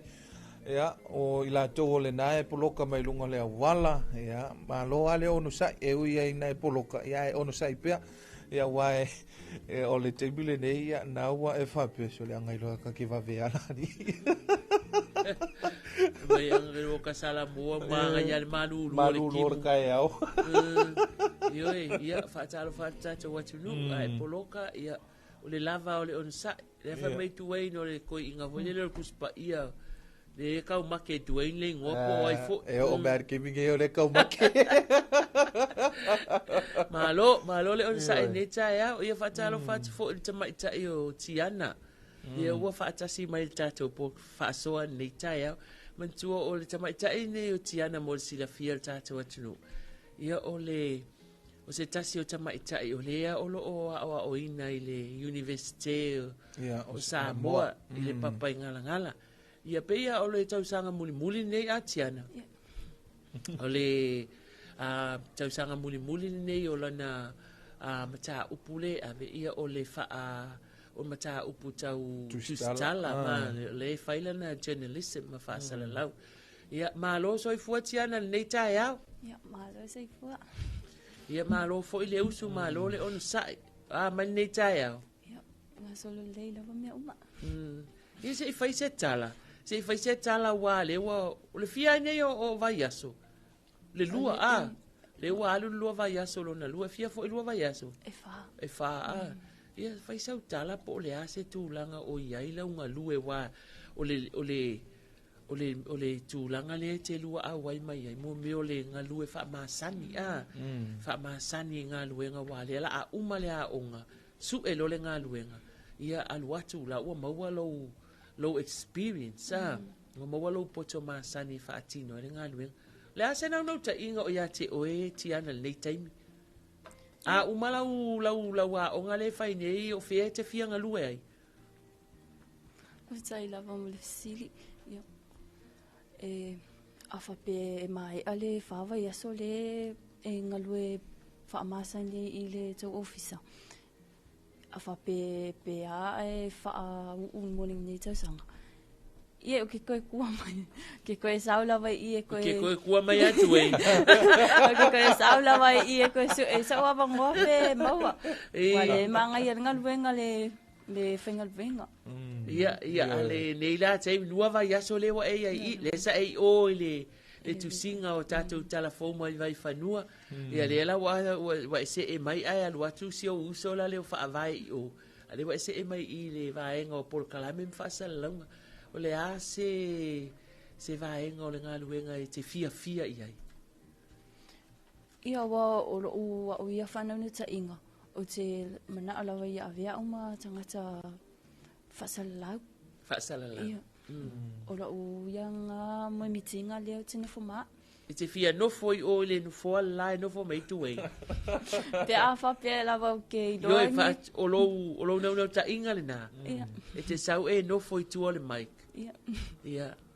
tuei wa fa fo mai ia o se vainga tau o se vainga tau tele fa malo toi fo ia tiana mi se fa vai ia wa me fo ia o ka sa foi kai o ka fa masangi foi ia lua ia le tu le o mai ai pe yo fa no ta ingal na ia pe fa pe uma le a onga ia su e lo nga venga ia o vai nga mai la vai foi step by step ia malo tiana ia a mai alo la le fa va ia so le ia e tu fo i lua wa mo lo to fo i la onga ia le lala alu o atu nei tala ia tu o ia o ngala fo ia ista mai tira o isi officer o atu lo fa matala ia vai kai le tu e pi fai u mai ma u ma fa vai ia ke le wa ngale u so kwa tu e ni ngo fo ai fa mai sa tiana fa mi ale sa fa vai fa ia lo atu lo ava tu tala fia le o ma u le la se tala la alu o ma o lu ai o le a onga le la lu tu e fo i ma o lu ia Paula va tala ma ke kuma kala i ki ku ka mai ki nga o me lava fa pesa o inga ma o tu i le office pe yo le tu si o tu si ma le o le tu e au mai ia fa mo ngai fa ia news i le aso ma le aso la sa nga lu tu le news le va ia so le na nga lu le news ia fe lo si venga ta le awai ele fa pe e whawhisanga ia maritele o tangata ese pia whapeanga ia tule tue e mai ia whamaunga i whai e tala fau i le aso ma le aso. O le lava tā pena. Ia. O le ua e tā ua nei le pe tā e le whaingofia le news o nei. E te alu le a koe kua su e mai le story te alu e whaafsanga e te vili whaafso ta i tangata ia mamaua le awa noa te alu e interview a le lawa e sau noa. E te fia whaasala lau. E te fia sau i e te nofo le mea nai nofo mai tama le o tuai. Ia, malo lava, malo ati ana, ia, paua mea tau ina ia manuia, le wha moe o lua le whana wa onga, ia a sau fo le taimi e toi taliwa tuai wha a mae ale a onga nei tau sanga. Ia wha manuia le atua maua ni awa noa e te lua, pe maua i nei, pe maua i sesi ofisa. Ia, paua mea wha manuia le atua le ngā nuenga. Ia, ole na a be ona whaafonga mai lo tātou atunu ia o nisi fo i o whanau, ia po nisi fo i o ila tōloa o ina i le tātou university i le mta upo le journalism, po le tā upo fo ia o le tustala, ia o le au whansala lau. ia wa o le wo sila fia nei tiana ma fa vai e le fa ngo fia le ngal it's a daily operation ia o aso uma ia wa e le fa pe ia tu lo vo le ta ia fa pe le fa ia ko e sidi aka ko e se me ia la kuskala ia isinga luenga vui o isinga luenga fa ionga fa nge la luenga fa uma ka ia pe fa um les fa right pole ia tuli deadline la deadline ia me se ala ka ka le ekika e malaka ngar wenga ka kango ka pasira ka eki me se I vai nga yo tu stala ia me se va ta pena ngo por kala me ulta ia o ma nga fa peni mali ia ai o se ngal wenga ia fo I o se ngal wenga ele lei o le lei o ngal wenga e ala I fo ile ma fa ia mangalu e ile ma fa ia wai e usu mai le tai au ele tai ona malei fua mai le to tele ia ai to ialu le fale ua pongi sa se inonga la vai umalelei ua mautu le poletini o le news mo lunga o le TV ma le tio to amana ma fa pena fo I por kalame ma le au fa salalau ia le ala te va ia tu li tu o le fia ai tama ia tiana le fia ia o taimi o le taunga o songa o le malo si o le tala vo mala iti so ifua ia le o to e full tol minute tale o le tu lai va manato la wai lunga le awal tele ia to tele o tata o tunu po la o tau nu foi tau nu ia o isi la e be on ta o le si ile ta o foi fantano o le si la mo ko I ka o polok pe la fai tu le fotia ma ta fil pepe ia wa fotia ina elise ia o ta fil pepe vai ke o jana o le foko I fo lunga main road ai pe mo umi me lo man le fatali o vai lis vai sa oilo sawa ia fantalo fatu au na le tu ai son se fanta fai tau langa le vai nga le tai au ia me se fo ia la tu tinam ta mama tua ia mafuta mai foi mo te mala ia me se mau ia nei vai ia so le tele na fanga solo ia suenga fai o nisi o aonga ia o le aonga e o St Mary's College vai moso la o fanga solo la tu suenga fai o a vele fatotua ia fa manuia le tu ita penanga nei fana o le vai so fo e malolo isi vasenga isi a onga tulanga lua ai fai su enga tamaiti le lunga le ia 8 ia de vai so fo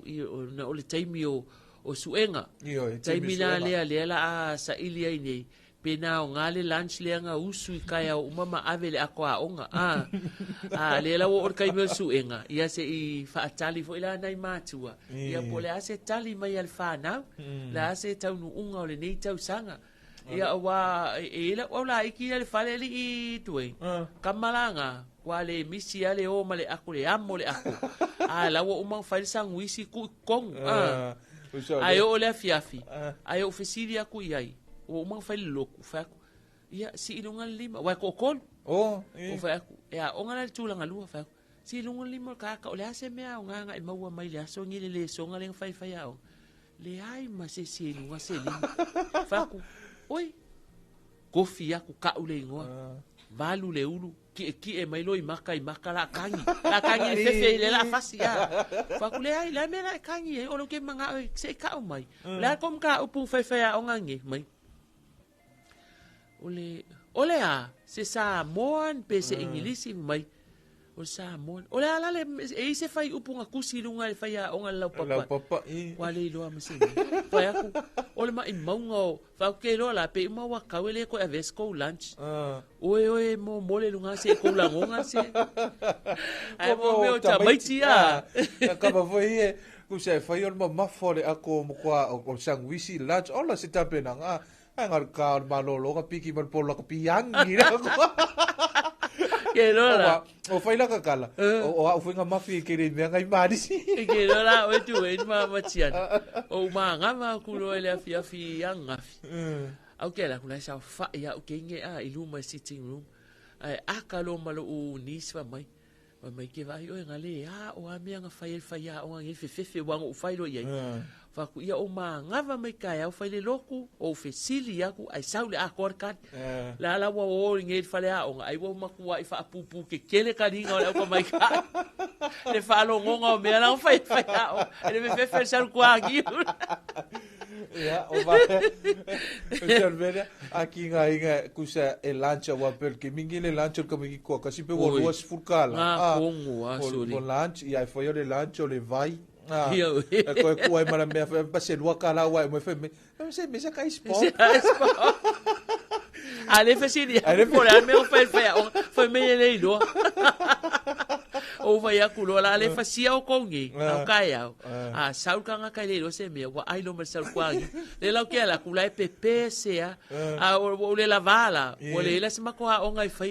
ala la ka ye a lo fa pe ngi o ya la lo misi da ngi a lo winga la ka nga o kai wa ke u fa fu se i me nga sau fa pe ya ai nga foi pe ke fa pe ava pela lo missing misi ala ka ai ro lem ko ke uri ro ko ka malo sia ya ko yo mai esa ai lo les ka mai kikinga ya sola ele kula ngalu la ko alfa ya onga mai ya faltato o kusi ya o le kusi mai ya ta amilo alu ilunga vase o le onga o le kusinga o makai kusi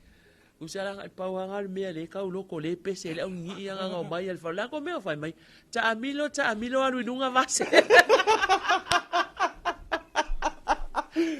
ya okay va ya kula o kenge ya pauanga me kusi suenga al ka amilo alu nunga vase ya fa man viele tu ai nei fa dau ile fe nga ye foi ma suenga fai o le nei tau sanga ya me se lava ia e vasenga voi ole ia 8 ma le ia 12 wai e se lava suenga fai ua ia onga ia o suenga fai tau dia voi ia malo ole ia 80 tape nanga mo lunga kolisi ia o vasenga sul lua ma le sul ton ia tulang voi tape nanga i universite ia ma vaenga le la tau sak fai tau sak fo ia pa manuia toile tu fa maro voi pitola au fai a onga la to ia ia ma le pitola au fo ia matua le lo to e umia ia uma fo ni tau sanga ia malolo fo ina fana le onga malolo fo ina matua ile ave le onga e malolo le ave le onga ile malolo mo meo le o kausami o fa penga ko ke lo ka mai ngo fo lo fale ia ngole ia ma le ngo fo fale ma ka tv o no tato taimi o te ma fo ia taimi o tato tala mai New Zealand ele wale se fasala New Zealand fa tai tele na mo nei tai au tato tunu fa tai ma futa mai fa manuia le tua I fe au manga luenga tiute malava singa ese o le nei yaso ia tai fo itiana manuia nga luenga nei yaso fa pe fo tuei manuia fa au wino tautua ia fa so ifo ia mo nei taimi ia ole na wa fa fo mai tanto tunu ia fa malulu tu fo ipole fo se upse tala ia il ma tolu ia il tato proclame ia fa fianga tale iva ia o tato talfo med litio fa va malo a New Zealand